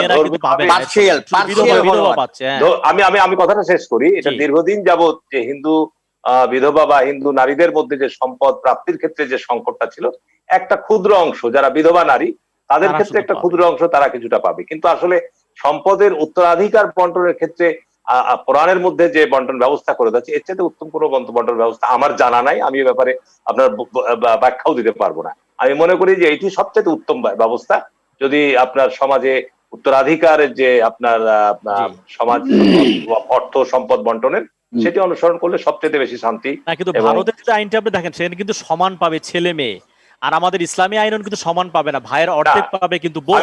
এটা ব্যাখ্যা বিশ্লেষণ অনেক সময় লাগবে, সেই জন্য বললাম যে সেটাকে এটা ভুল ব্যাখ্যা। আমাদের ইসলামের সমান করে দিয়ে, ইসলামে এখানে নারীদের যে উত্তরাধিকার আইন দেওয়া হয়েছে, সে স্বামীর অংশ পায়, পিতার অংশ পায়, সন্তান যদি আগে মারা যায় সেই সন্তানের সম্পদের অংশ মা পায়। এরকম ধরনের নারীদের ক্ষেত্রে অনেকগুলো বিভাজন রয়েছে। এটা বলতে গেলে আপনার এই উত্তরাধিকার আইন আপনাকে ভালোভাবে জানতে হবে। আমার মনে হয় সে প্রসঙ্গে না যাওয়াই ভালো। আমরা উচ্চ আদালত থেকে যে রায়টি প্রদান করেছে আমাদের দেশে হিন্দু সম্প্রদায়েরা, দীর্ঘদিন যাবত যে দাবি জানিয়ে আসছিল, আমি মনে করি তার একটি ক্ষুদ্র অংশ কিন্তু আমাদের মানবাধিকারের প্রতিফলিত কাজ করেন হচ্ছে। তারা এক ধাপ আরো আগে যে বলছি সম্পত্তির ব্যাপারটা ধর্মের ভিত্তিতে না, একটা রাষ্ট্রীয় ইউনিফর্ম ফ্যামিলি কোড হতে পারে কিনা এটা নিয়ে কিন্তু সুলতানা কামালরা বহুদিন থেকে কাজ করছেন। তা এখানে বললো সমান আপনার পাবে, সেখানে ছেলে মেয়ে সমান পাবে, সব ধর্মের এখানে আমাদের ক্ষেত্রে ইসলাম হিন্দু ধর্মের, বৌদ্ধ খ্রিস্টান সবের সমান পাবে। আমাদের মুসলিম ছেলে মেয়ে। লতে আপনার উত্তরাধিকার আইন পরিবর্তন করার ক্ষমতা যে দেশে আপনার সংখ্যাগরিষ্ঠ মানুষ মুসলমান, পৃথিবীতে কোথাও সম্ভব হবে না। এবং এখানে ফ্রিডম দেওয়া আছে আপনার, যদি কোনো পিতামাতা বা যারা সম্পদের মালিক তারা জীবদ্দশায় যাকে যেভাবে দান করে যাবে, দিয়ে যেতে যাবে, সেই ক্ষমতা দেওয়া আছে। তারা যে সম্পদটা রেখে যায়, জি, অর্থাৎ দান না করে রেখে যায়, সেই সম্পদটার আপনি জানেন আইয়ুব খানের সময় কিন্তু সম্পত্তির আইনের একটু চেঞ্জ হয়েছিল, আপনি না জানেন? না, আইয়ুব খানের সময় ছিল মজলুবিলাস আইন, এক্স্যাক্টলি, পরিবর্তন হ্যাঁ। এসেছিল, তার সেটা মানে ভিন্ন চেঞ্জ জিনিস। হয় না তা কিছু না, সমাজের না না, কারণে সেটা হতে পারে, কিন্তু এটা সময়ের করতে গিয়ে দাবিতে কিন্তু সবকিছু চেঞ্জ হয়। এটা অনেক ধন্যবাদ। আমি যাবো একটু কাজী ফিরোজ রশিদ এমপি, আপনিও যেন আইন না, আমার কথা তো শেষই হলো না। শেষ আমরা হবে যে না, অনেক সবাই কথা বলবে। না না, আহমদ হোসেন সাহেব যে বিএনপির উপর ওইটা আসবো, দোষারোপ হারুন বা ভাই আপনার কাছে আমি দুর্বৃত্তায়নের কথা আমি বললেন। আসবো। কাজী ফিরোজ রশিদ প্লিজ। না আসলে এটা একটা ঐতিহাসিক রায়, অনেকদিন এটা ছিল নিম্ন আদালতে ছিল, জাজ কোর্টে ছিল, তারপরে চলে আসছে হাইকোর্টে। হাইকোর্টের ডিভিশন যে রায়টা দিয়েছে আমি মনে করি একটা আংশিক রায়, এটা হচ্ছে বিধবাদের ক্ষেত্রে প্রযোজ্য। এইটা এজ এ হোল হিন্দু সমস্ত নারীরা, তারা এখন একজন হিন্দু নারী তার জীবিত অবস্থা তার স্বামীর সম্পদ সে পাচ্ছে না, মৃত্যুর পরে বিধবা হইলে সে পাবে। এখন আমার মনে হয় যে আইনটাকে আরেকটু সংশোধন করতে হবে, যাতে ভারতে যে ধরনের আইন হয়েছে এ ধরনের একটা আইন দেশে করা যেতে পারে, কিন্তু একটা। আর আমাদের মুসলিম আইনে যেটা আছে এটা সম্পূর্ণ বৈজ্ঞানিক বিষয় আছে, কোরআন সুন্নাহর আলোকে এটা করা হয়েছে। আইয়ুব খান এটাকে খুব মডার্ন করেছিলেন, অতএব আমাদের সেটা সেই আলোকে কিন্তু চলতেছে, কোনো অসুবিধা নেই। যে পর্যন্ত বাপ মা থাকে, ইচ্ছে করে যে কোনো সন্তানকে সব দান করতে পারে। আর বাপ মার মৃত্যুর পরে যে সম্পদটা থাকে, স্ত্রীর পরে সন্তান ছেলে যা পাবে মেয়ে তার অর্ধেক পাবে, এইটা হচ্ছে চলে আসতেছে। এবং এইভাবে আমাদের মধ্যে কোনো বিরোধ নাই। কিন্তু এখন যে আইনটা হলো বর্তমানে এটা কিছুটা বিরোধেরও সৃষ্টি হতে হবে, কারণ এটা নিয়ে দেখবেন যে তাদের মধ্যে কিছু দ্বিধাদ্বন্দ্ব থাকবে, এটা অবস্থা সৃষ্টি হতে পারে। যাই হোক, আমরা এখন মূল জায়গাটা আসি, করোনা নিয়ে আসি। এই যে করোনা আমাদের তো গোটা বিশ্বের অর্থনীতির সাথে আমরা কিন্তু বিপর্যস্ত। যতই বলুক যে রেমিটেন্স বেড়ে গেছে, আমাদের গার্মেন্টস অতীতে যেগুলো সময় থেকে বেশি আমরা বাইরে এক্সপোর্ট করছি, সবই ঠিক আছে, কিন্তু এই যে মানুষের জীবন ব্যবস্থা, আমি কিন্তু একদম এলোমেলো। এই ঘর থেকে কথা বলতেছি, কারো সংস্পর্শে আসতে পারতেছি না, এই যে একটা ভয়াবহ অবস্থা, এইটা থেকে যে পর্যন্ত মুক্ত না হবো আমরা, সে পর্যন্ত কিন্তু আমাদের ফ্রিডম থাকবে না। যত ফ্রিডম আমাদের মুখে বলি, আমাদের সংবিধানে থাকুক, আল্লাহ রাব্বুল আলামিন কিন্তু আমাদের ফ্রিডম বন্ধ করে দিছে। কথা বলতে পারি না, রাস্তায় বেরোলে মাস্ক পরতে হবে, অর্থাৎ কেউ কোনো কথা বলবো না, চুপ, নিঃশ্বাস নেবে না, কারোর সংস্পর্শে আসবে না। এই যে আমাদের বাধাটা দিয়ে দিছে, কারো কাছে যেতে পারি না, এটা কিন্তু একটা বিরাট ব্যাপার। এখান থেকে আমাদের শিক্ষণীয় অনেক কিছু আছে। আমরা মনে করি যে এখন মানুষের মধ্যে রাজনীতি থাকবে, রাজনীতি যার যার রাজনীতি তার থাকবে, কিন্তু মানবিক মূল্যবোধটা যদি আমরা ধ্বংস না করি। রাজনীতি করতে এসে এখন বিএনপি হয়তো কিছুটা নীরব হয়ে গেছে, এই সুযোগে নিজে নিজে যে ঘট্টগোল হচ্ছে, ছাত্রলীগ ভার্সেস ছাত্রলীগ বা যুবলীগ, তারা নিজের মারামারি, আওয়ামী লীগ ভার্সেস আওয়ামী লীগ যে মারামারি, এই টাকার কাম হতে পারে না। আমরা চাই যে একটা সুন্দর ব্যবস্থা যদি রাষ্ট্র থাকে এবং একটা যদি শৃঙ্খলার মধ্যে থাকে, এবং সেইটি সবার কাম্য। মুক্তিযুদ্ধের চেতনা বলতেছে যে এই যে আইনের মধ্যে চেতনা নাই, মুক্তিযুদ্ধের চেতনা ছিল অসাম্প্রদায়িক একটি দেশ এবং যেখানে বৈষম্যহীন একটা সমাজ গড়ার জন্য, কিন্তু সেইটি কিন্তু হয় নাই। বৈষম্য বেড়ে যাচ্ছে, ধনী দরিদ্র বৈষম্য অনেক বেড়ে গেছে। মুক্তিযুদ্ধের চেতনা খালি ওই হিন্দু আইন যেটা আজকে যেটা হয়েছে বিধবার ব্যাপারে, এখানে মুক্তিযুদ্ধের চেতনা কিছু নাই। চেতনা হলে আসল জায়গায় ধরবেন, খালি চেতনা লাফালাফি করবে বসতলায়, তো চেতনা আসবে না। এত চেতনা নিয়ে থাকলে তো কাজ হবে না। আসল চেতনা হচ্ছে বৈষম্যহীন সমাজ গড়ে নেওয়া। সেই বৈষম্য সৃষ্টি করে আমরা কিন্তু চেতনাকে ধারণ করতে পারি না। চেতনা মুখে বললে হবে না, শুধু মুক্তিযুদ্ধের কথা মুখে ধারণ করব, অন্তরে রাখবো না, এটাতে মুক্তিযুদ্ধের চেতনা ফিরে আসবে না। এখানে আমার কথাটা যে আমরা সবাই। অনেক ধন্যবাদ, আপনার কাছে আবারও আসবো আমি। একটু ডাক্তার শহীদুল্লাহ শিকদার যদি একটু বলেন। ধন্যবাদ। অ্যাকচুয়ালি দেখুন, এটা ঠিক যে আমাদের ফিরোজ ভাই যেটি বললেন যে মুক্তিযুদ্ধের চেতনা মুখে থাকলে হবে না, এটা অন্তরে ধারণ করতে হবে। আসলে মুখেও থাকতে হবে, অন্তরও ধারণ করতে হবে। তার বিষয়টা হলো যে একটু আগে আমরা শুনেছি যে রাজনীতিতে দুর্বৃত্তায়ন হয়েছে, অতীত থেকে শুরু হয়েছে, সেটি যে এখনো চলমান সেটি কিন্তু কোনো অবস্থাতেই প্রত্যাশিত না। জনগণ এই 30 লক্ষ মানুষ রক্ত দিয়েছে একটি স্বাধীন দেশ, যেই সংবিধানটা 72-এ রচিত হয়েছিল, সেখানে পরিষ্কার উদার বাঙালি জাতীয়তাবাদ ছিল, যেখানে ধর্মনিরপেক্ষতা একটি অন্যতম প্রধান স্তম্ভ ছিল, সেখানে গণতন্ত্র ছিল, এবং অবশ্যই যেটি একটু আগে ফিরোজ ভাই বললেন সাম্যের কথা, সমাজতন্ত্র। তো সেই জায়গাগুলোকে যদি আপনি অন্তরে যেমন ধারণ করবেন, রাজনীতিতে সেটি সরকারি বিরোধী দল সব জায়গায় এক্সারসাইজ করতে হবে, এবং রাষ্ট্রীয় আইনের মাধ্যমে, রাষ্ট্রীয় প্রশাসনিক ব্যবস্থার মাধ্যমে জনগণের কল্যাণে এই মৌলনীতিগুলোকে কাজে লাগাতে হবে। এর কোনো বিকল্প নেই। এটি শুধু অন্তরে বা লিখিত কোনো জায়গায় থাকলে হবে না। It should be visualised by practical exercise. সাধারণ মানুষের জীবনযাত্রায়, প্রশাসনে, কাজে কর্মে এটিকে আমাদের প্রয়োগ করতে হবে। আজকে আমরা যেটি দেখছি, যেটি বলা হয়েছে যে ফরিদপুরে এখন শুদ্ধি অভিযান চলছে, আমি ধন্যবাদ জানাই বঙ্গবন্ধু কন্যা মাননীয় প্রধানমন্ত্রী শেখ হাসিনাকে, যে তিনি ফরিদপুরে আওয়ামী লীগ, যুবলীগ, ছাত্রলীগের নেতৃবৃন্দকে যারা অভিযুক্ত তাদেরকে শাস্তির ব্যবস্থা এনেছেন। আমরা দেখেছি কক্সবাজারে যারা আইন ভঙ্গ করে এত বড় একটি গর্হিত হত্যাকাণ্ড ঘটিয়েছে, তাদেরকে আইনের আওতায় আনা হচ্ছে এবং নিরপেক্ষ তদন্ত এবং বিচারের প্রক্রিয়া চলছে।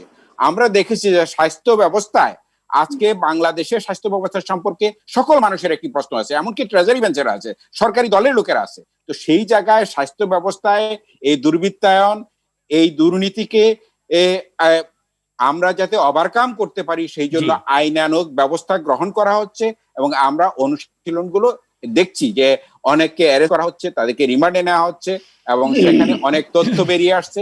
আমাদের দরকার হলো যে এই দেশের মানুষ যে কারণে মুক্তিযুদ্ধ করেছে, চুরি করে ভাত খাওয়ার জন্য নয়, সৎভাবে জীবন যাপন করার জন্য। অনেক ধন্যবাদ আপনাকে। আরেকজন দর্শক আছেন, জীবন যাপন করার পরিবেশটা আমাদের আসবো। আরেকজন দর্শক আছেন, তার আমরা আলোচনায় ফিরবো।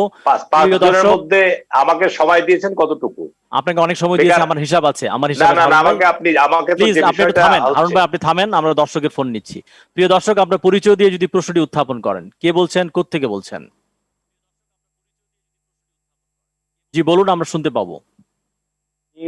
প্রশ্নটা আমরা বর্তমান সময় কোভিড-19 সময়, এই কোভিড-19 মানুষকে আসলে বুঝিয়ে দিয়েছে, চোখে আঙুল দিয়ে বুঝিয়ে দিয়েছে মানুষ আসলে অসহায়।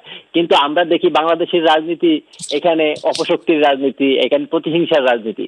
মানুষ যেহেতু অসহায়, আমরা এই প্রতিহিংসার, অপশক্তির রাজনীতি থেকে বেরিয়ে এসে আমরা কি জনগণের জন্য, দেশের জন্য কাজ করতে পারি না? আজকে যারা এই রাজনৈতিক বুদ্ধারা এখানে আছেন, বাংলাদেশের বিশিষ্ট জনেরা আছেন, তাদের কাছে প্রশ্ন, আমরা কিভাবে বেরিয়ে আসতে পারি এই অপশক্তি? অনেক ধন্যবাদ, আপনার প্রশ্নটা আমরা পেয়েছি। আহমদ হোসেন, যদি আমরা বলেন, এই যে প্রতিহিংসা, হত্যা রাজনীতি থেকে বেরিয়ে একটা সহমর্মিতা রাজনীতি তৈরি করা সম্ভব কিনা? আহমদ হোসেন। ধন্যবাদ। প্রতিহিংসার রাজনীতি থেকে সহমর্মিতার রাজনীতিতে ফিরে আসার প্রকৃষ্ট উদাহরণ ইতিমধ্যে মাননীয় প্রধানমন্ত্রী স্থাপন করেছেন। এটা বেগম জিয়ার মুক্তির মধ্য দিয়ে এটা মেসেজ দিয়েছে যে আমরা সহমর্মিতা রাজনীতি চাই।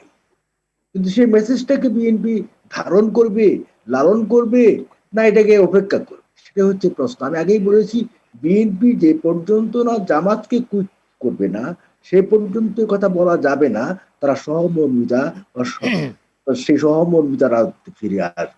আমি এখনো বলছি, তিনি বললেন, হারুন ভাই বললেন যে শুদ্ধিতা, তাদেরকে শুদ্ধানোর জন্য না, আমি শুদ্ধানোর জন্য বলবো কেন? এটা মুক্তিযুদ্ধের চেতনা, আমরা যুদ্ধ করেছিলাম, আবার জামাত ফিরে আসার জন্য নয়। আপনি জানেন যে নাৎসিবাদ কিন্তু জামাতে দ্বিতীয় বিশ্বযুদ্ধের পরে নাৎসি পার্টি কিন্তু জার্মানিতে রিভাইভ হয়। মুক্তিযুদ্ধের মধ্য দিয়ে জামাত অপরাস্ত হয়ে গিয়েছিল।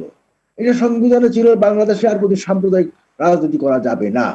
কিন্তু বঙ্গবন্ধু হত্যার পরে আপনার নেতা জিয়াউর রহমানই প্রথম গোলাম আজমকে নাগরিকত্ব দিয়ে জামাতকে আবার রিভাইভ করেছেন। রিভাইভ করার মধ্য দিয়ে তিনি সাম্প্রদায়িক রাজনীতির উত্থান ঘটিয়েছেন, এবং এই সাম্প্রদায়িক রাজনীতি যতদিন থাকবে ততদিন কথা বলা যাবে না যে আমি মুক্তিযুদ্ধের চেতনা লড়াই করছি। আমি কেন লড়াই করছি?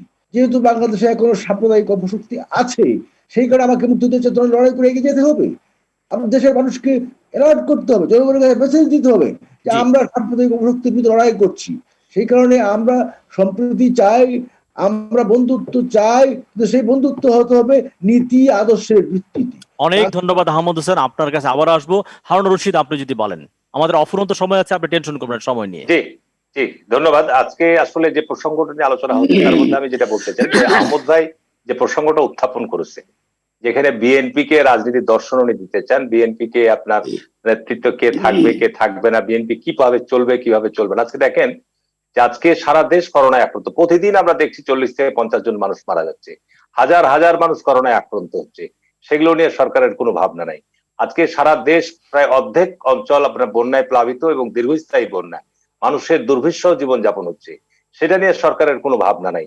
সরকারের আজকে দেশের হাজার হাজার মানুষ আপনার প্রবাসীরা দেশ থেকে ফিরে আসছে। আমি ঈদের পর আমার বাসায় শতাধিক প্রবাসী এসছে, যাদের আপনার রিটার্ন টিকিট পর্যন্ত আছে, তারা যেতে পারছে না, কোম্পানি তাদের বাতিল করে দিয়েছে। তারা এসে আবেদন করলো যে আমরা ওখানে 14 বছর 15 বছর 20 বছর কাজ করেছি, সেখানে আমাদের কোম্পানির সাথে কিছু দেনা পাওনা আছে, আমরা অন্ততপক্ষে গেলে সেই দেনা পাওনা নিয়ে আসতে পারতাম। আজকে অনেকে রেমিটেন্সের যে প্রবাহ বৃদ্ধি পেয়েছে জুলাই মাসে, এটা নিয়ে আনন্দ প্রকাশ করছেন। আসলে কি ওনারা জানেন যে বাংলাদেশে গত এই 5-6 মাসে যে কয়েক লক্ষ প্রবাসীরা তাদের সমস্ত তল্পিতল্পা গুটিয়ে দেশে ফিরে এসেছে, এবং যার ফলশ্রুতিতে তাদের যে সঞ্চয় ছিল বিদেশে, সেই সঞ্চয়গুলো সব যে জুলাই মাসে এই তাদেরকে দেশে জুন মাসে ফেরত আসতে হয়েছে, যে কারণে রেমিটেন্সের প্রভাব বেড়েছে। আজকে দেশে বেকারত্বের সংখ্যা কত, সেই দিকে সরকারের কোনো ভাবনা নাই। আজকে শুধু বিএনপি কে নিয়ে কিভাবে দোষারোপ করা যায়, বিএনপি কে কিভাবে অভিযুক্ত করা যায়, বিএনপি কে কিভাবে আপনার সব সময় আপনার এর মধ্যে ফেলা যায়, এটা নিয়ে আজকে বিএনপি নেতারা একবার শীর্ষ পর্যায় থেকে আওয়ামী লীগের নেতারা তৃণমূল পর্যন্ত একই ভাষায় একই ভাবে তারা কথাবার্তা বলে আসছে। আজকে বাংলাদেশের রাজনীতির অবস্থাটা কোথায় গিয়েছে? বাংলাদেশের কোন রাজনীতিতে জবাবদিহিতা আছে? আপনি চিন্তা করে দেখেন যে আজকে মেজর এসকে সিনহা হত্যাকাণ্ডের শিকার হয়েছে, এই 1 মাস থেকে তদন্ত কর্মকাণ্ড চলছে, সেখানে পুলিশের আইজিপি এবং সেনাবাহিনীর প্রধান তারা প্রেস কনফারেন্স করে বলল যে এটি শেষ ঘটনা। তার মানে এই গত 10 বছর থেকে যে 3-4 হাজার মানুষ আজকে বিচার বহির্ভূত হত্যাকাণ্ডের শিকার হয়েছে, আজকে আপনার আমাদের সংবিধানের যে 27 অনুচ্ছেদে বলা হচ্ছে প্রত্যেক নাগরিকের আইনের অধিকার লাভের সমান অধিকার নিশ্চিত করতে হবে। তা আজকে মাননীয় প্রধানমন্ত্রী তার পিতা হত্যার 15 আগস্টের ঘটনায়, 21 আগস্টের ঘটনায় উনি বিচার দাবি করছেন, বিচার করছেন। তা আজকে যে সমস্ত পরিবারগুলো আজকে আপনার গুমের শিকার হয়েছে, আজকে যে সমস্ত পরিবারগুলো আপনার বিচার বহির্ভূত হত্যাকাণ্ডের শিকার হয়েছে, তারা আইনের আশ্রয় পাবে না? আপনি 2009 সালে মানবাধিকার আইন করেছেন, মানবাধিকার যে কমিশন, সেই কমিশনের আপনার প্রধান লক্ষ্য উদ্দেশ্যটা কি? মানবাধিকার কমিশন এখন পর্যন্ত এই সমস্ত ডিসঅ্যাপিয়ারেন্সের ঘটনা, এই সমস্ত আপনার বিচারভূত হত্যাকাণ্ডের ঘটনা, যারা আজকে অভিযোগ করছে মানবাধিকার কমিশনে যে আমি আমার সন্তানকে খুঁজে পাচ্ছি না, আমি আমার সহকর্মীকে খুঁজে পাচ্ছি না, তাদের ব্যাপারে মানবাধিকার কমিশন কি তাদের কমিশনের যে দায়িত্ব কর্তব্য সে অনুযায়ী কোনো ব্যবস্থা গ্রহণ করছে? সরকার আজকে যে পর্যায়ে রয়েছে, সরকার যেটা আজকে ফিরোজ ভাই বলেছে, সুব্রত ভাই বলেছে যে ম্যানহোলের ঢাকনা খুলে গেছে, এখন খুলে যাওয়ার ফলে শুধু দুর্গন্ধ ছড়াচ্ছে। সরকার যেখানেই হাত দিচ্ছে সেখানেই দুর্গন্ধ ছড়াচ্ছে। আজকে আহমদ ভাই বলছেন যে আমরা দুর্নীতির ব্যবস্থা গ্রহণ করছি। কি ব্যবস্থা গ্রহণ করবেন? আপনি চোরকে নিয়োগ দিবেন, তারপরে চোর ধরবেন, এটার মধ্যে কোনো সার্থকতা আছে? আপনি এই কোভিডের সময় যে সমস্ত লাইসেন্সবিহীন হসপিটালকে আপনি কোভিড ট্রিটমেন্ট করার আপনি অনুমোদন দিয়েছেন, তারপরে তাদের যে কর্মকাণ্ড আপনার ভুয়া সার্টিফিকেট দিচ্ছে আপনার কোভিডের, এটা কল্পনা করা যায়? তারপরে বলছেন যে আমরা এগুলোর বিরুদ্ধে ব্যবস্থা গ্রহণ করব। একজন দর্শক ফোন দিয়েছেন, আমি ফোনটা নিয়ে আবার আলোচনায় ফিরবো। প্রিয় দর্শক, কে বলছেন এবং কোত্থেকে বলছেন, পরিচয় দিয়ে আপনার প্রশ্নটি উত্থাপন করুন। বাড্ডা থেকে মোহাম্মদ শাহিন রেজা প্রশ্ন করেছি। রুবাদ ভাই, আমার সরাসরি আপনার কাছে প্রশ্ন। আমি প্রতিটা টক শোতে কাজ শেষ করে আপনার জন্য অপেক্ষা করি এই দিনটাতে। তো আপনার কাছে আমার নির্দিষ্টভাবে প্রশ্ন যে বাংলাদেশের মানুষের মৌলিক অধিকারগুলোর ভিতরে শুধুমাত্র চিকিৎসার ক্ষেত্রে সাধারণ মানুষ সরকারিভাবে সুচিকিৎসা পাওয়ার আশা করে, কিন্তু স্বাধীনতার 50 বছর পরও আমরা এক্ষেত্রে অনেকটা বঞ্চিত। আর বর্তমান সরকার টানা 12 বছর ধরে ক্ষমতা থাকার পরও চিকিৎসা খাতটাকে দুর্নীতিমুক্ত করতে পারেনি। এদেশের মানুষের আর কত সময় অপেক্ষা করতে হবে দুর্নীতিমুক্ত চিকিৎসা ব্যবস্থা পাওয়ার জন্য? রুবাদ ভাই, যদি আপনি আমাকে উত্তরটা দেন। আমি তো উত্তর দিব না, আমি মডারেটর কোনো প্রশ্ন উত্তর দিবে না। যদি আমাদের বিজ্ঞ আলোচকদের মধ্যে যে কেউ উত্তরটি দিতে পারেন। যে আমি শেষ করব। আসলে ব্যাপার হচ্ছে কি যে সরকারের সদিচ্ছার অভাব সর্বক্ষেত্রে, দেশে মানুষের ভোটাধিকারী বলেন, দেশের সুস্বাস্থ্য ব্যবস্থা নিশ্চিত করার ক্ষেত্রে বলেন, আইনের শাসন নিশ্চিত করার ক্ষেত্রে বলেন, দুর্নীতি দমন কমিশনকে শক্তিশালী করার ক্ষেত্রেই বলেন, মানবাধিকার কমিশনকে আইন আছে, কিন্তু আমরা এগুলোকে সঠিকভাবে পরিচর্যা করছি। একটা গাছ লাগালাম, গাছের যদি আমি সঠিক পরিচর্যা না করি, পানি না দিই, সার না দিই, সেই গাছ কখনো বেড়ে উঠবে না, সেই গাছে কখনো আমি ফল পাবো না। তো বাংলাদেশের অবস্থা হচ্ছে সেটি। আজকে সর্বশেষ আমি যেটা বলতে চাই, দেখেন যে বাংলাদেশের আজকের এই দুর্বিষহ অবস্থার কারণগুলো কি, এর প্রতিকারের উপায় কি। এর প্রতিকার হচ্ছে একটি মাত্র জায়গা, সেখানে আপনাকে সুশাসন নিয়ে আসতে হবে, আইনের শাসন আপনাকে নিশ্চিত করতে হবে। এখানে বিএনপি জামাত, আজকে আহমদ ভাই কথায় কথায় বিএনপি জামাত, তারা বিএনপি কে নিয়ে এখনো কেন এত আতঙ্কের মধ্যে আছে? আওয়ামী লীগকে পারবে বিএনপি কে মোকাবেলা করতে? আপনি আজকে ভোট দেন, যা 1 মাস পর আপনাদের অধীনে নির্বাচন করবে, আপনি নিশ্চয়তা দেন যে নির্বাচন অবাধ এবং সুস্থ শান্তিপূর্ণ হবে। আমি চ্যালেঞ্জ দিয়ে বলছি, যদি আওয়ামী লীগ 30টার বেশি আসন পাবে না এই অবস্থায়, আজকে মানুষ আজকে এত বেশি অসন্তুষ্ট, এত বেশি ক্ষুব্ধ যে এই সরকারের নির্বাচনী ব্যবস্থার প্রতি কোনো আস্থা বিশ্বাস নাই, যে কারণে নির্বাচন হচ্ছে 5% লোক ভোট দিতে যাচ্ছে না। এখানে আওয়ামী লীগের একটা বদভ্যাসের পরিণত কি, যে নিজেদের ব্যর্থতা ঢাকতে সবসময় অন্যের দোষটি খুঁজে বেড়ায়। আপনি 10-12 বছর থেকে ক্ষমতায় আছেন, আপনি বিএনপির সময় কি দুর্নীতি হয়েছে, কি দুর্বৃত্তায়ন হয়েছে, আপনি 12 বছর থেকে কি দেশকে দিচ্ছেন, সেটি আপনি হিসাব নিকাশের মধ্যে নিয়ে আসেন। কারণ কি যথেষ্ট সময় পেয়েছেন? এখন কি মনে হয় যথেষ্ট সময় হয়েছে আপনার? জি ধন্যবাদ। জি, আপনি তো এমপি মানুষ, আপনি বুঝবেন। আর সুব্রত চৌধুরী যদি একটু বলেন। জি, কি বিষয়ে? সব মিলিয়ে সার্বিকভাবে বলেন না, যে হিন্দু বিধবা নিয়ে যে বলছিলাম, এটা আগাতে না, পারি কিনা? অনেকে শুনতে চাচ্ছে, অনেক দর্শকরা জানতে চাচ্ছে, এই জন্য বললাম। প্রচুর দর্শক আমাদের কাছে জানতে চাচ্ছে, ফেসবুকে তারা প্রশ্ন করছে। চাইলে আপনি আমি বলতে পারেন। বলেছিলাম যে মানে আমরা যে খুব বেশি সেটা না, এখানে শুধু বিধবা নারীদের তার স্বামীর এই অন্যান্য সম্পত্তিতে, মানে স্থাবর সম্পত্তিতে, বিশেষত কৃষি উপযোগী যে জমি টমি আছে ইত্যাদিতে, তার অধিকারটা সুনিশ্চিত করা হলো, মালিকানা দেওয়া হলো লাইফ ইন্টারেস্টের জায়গায়। কিন্তু এর পরে যে মহিলাদেরকে যে নানানভাবে আমরা তাদেরকে সম্পত্তি থেকে শুরু করে সামাজিকভাবে বহু জায়গায় তাদেরকে আমরা বঞ্চিত করি, সেই জায়গাটা কিন্তু পুরোপুরি হয় নাই। এটার জন্য একটা সুনির্দিষ্ট পার্লামেন্টে যারা আছেন তারা আইন করতে পারেন, যেটা ভারতে হয়েছে 1956 সনে, এবং বিভিন্ন রায়ের মধ্য দিয়ে সেটাকে অনেক ডেভেলপ করা হয়েছে। সর্বশেষ রায়ের কথা আপনি বলেছেন, সেটা করা যেতে পারে। অথবা আমাদের উচ্চ আদালতে সাংবিধানিক যে আদালত, যেখানে রিট হয়, সেই রিটের মধ্যেও যদি আমরা কিছু পেতে পারি, সেটাও আইন।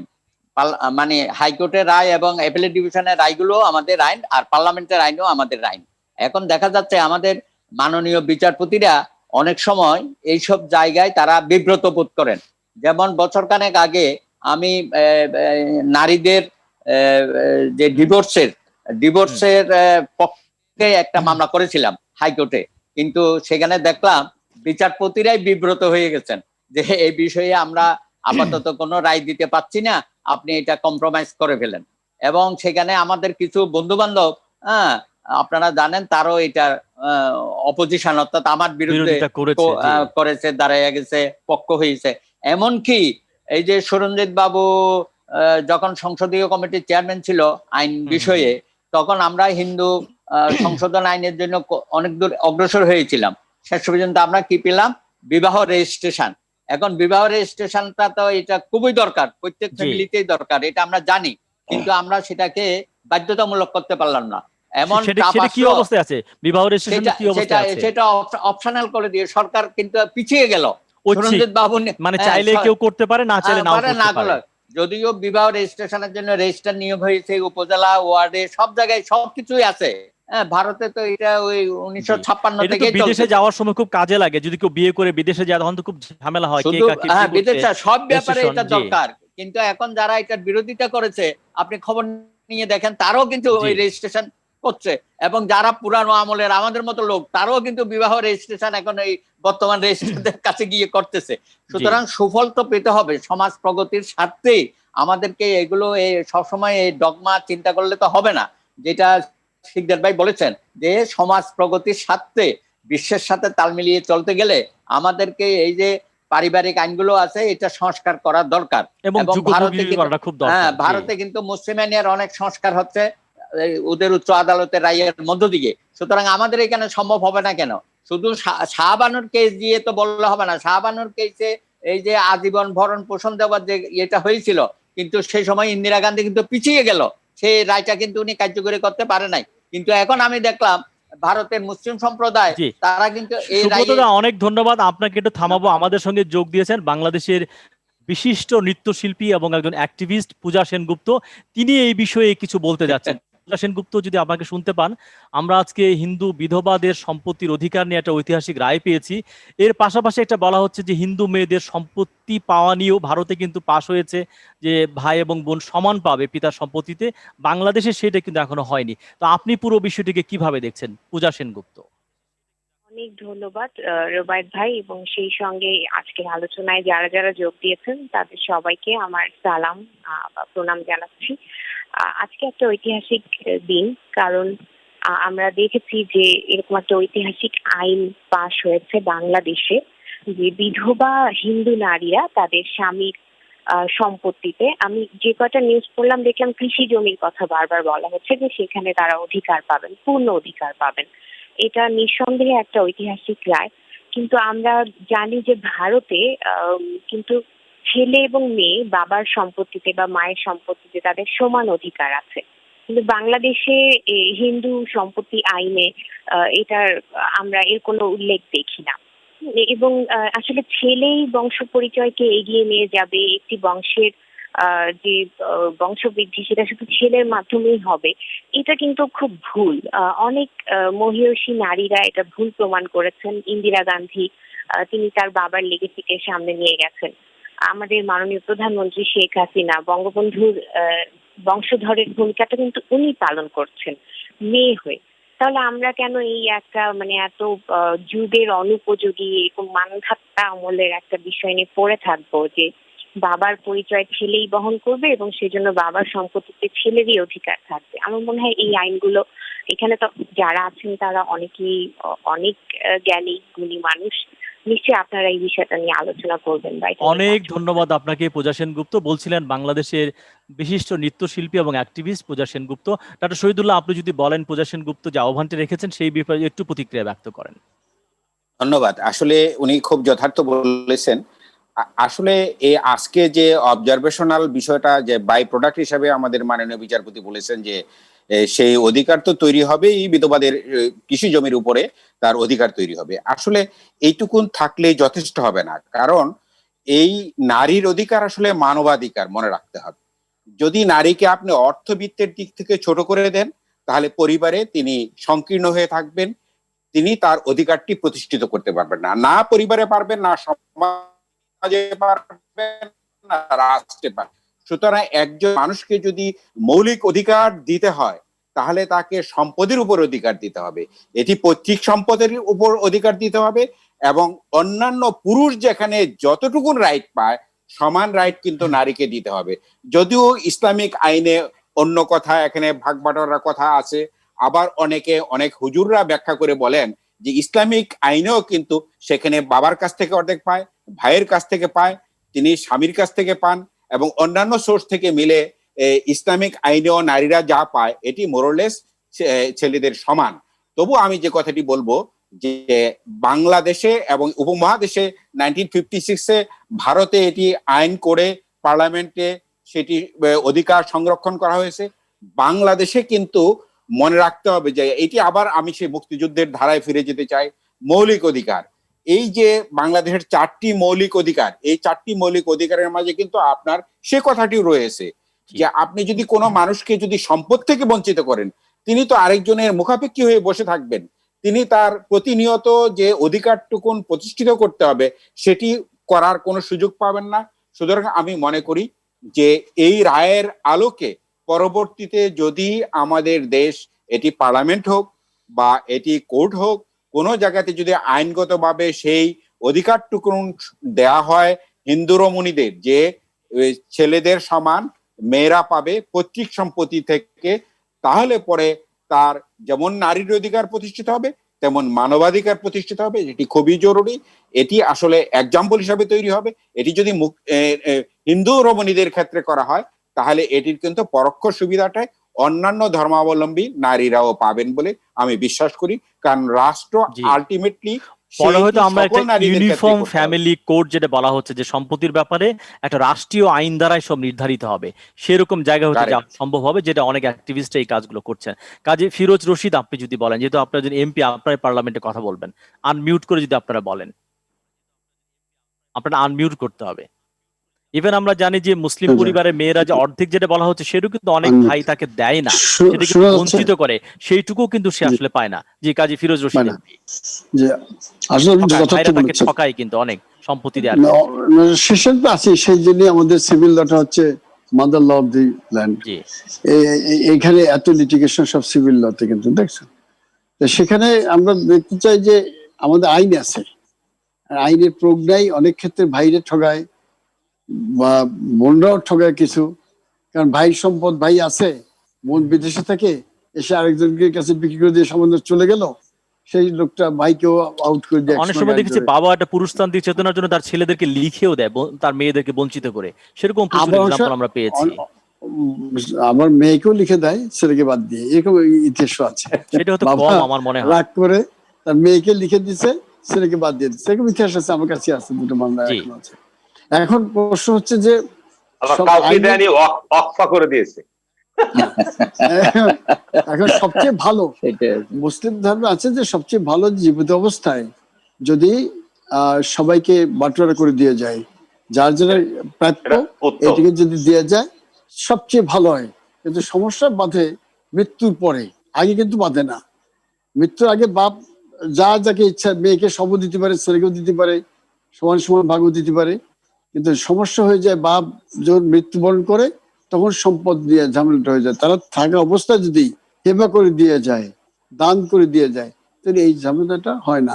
অথবা উইল করে দিয়ে যায়, এটা মুসলিম ধর্মে আছে, সেটা উত্তম পন্থা। আমি মনে করি যে পার্লামেন্টে একটা আইন আসা উচিত, যে আইনের আলোকে পরবর্তী সময় উচ্চ আদালতও এইটা আরো বিস্তারিত তারা ব্যাখ্যা দিবে। তো আপনি কি কথা বলবেন কিনা পার্লামেন্টে এই বিষয়টা নাকি সামনে তুলবেন? অনেক বিষয় নিয়ে কথা বলেন, এইটা করা যাবে। আমার মনে হয় খুব জাতির উপকৃত হবে সবার জন্য। এখানে সুব্রত দা আছেন, ওনারা যদি মনে করেন, কারণ যাদের উদ্দেশ্যে বলবো তারাই যদি এটা না মানেন, পরে আমার বিরুদ্ধে যদি মিছিল করে প্রেস ক্লাবে গিয়ে আমরা চাই কি, আর উনি বলে কি আমরা হাইকোর্ট আরে মিছিল মিটিং বলেন কি, ঝাঁটা মিছিল হয়েছে আমাদের বিরুদ্ধে। যে অ্যাডভোকেট চৌধুরী যদি একটু বলেন, একটু যদি আপনারা বলেন যে কমিটির পক্ষ থেকে আপনারা।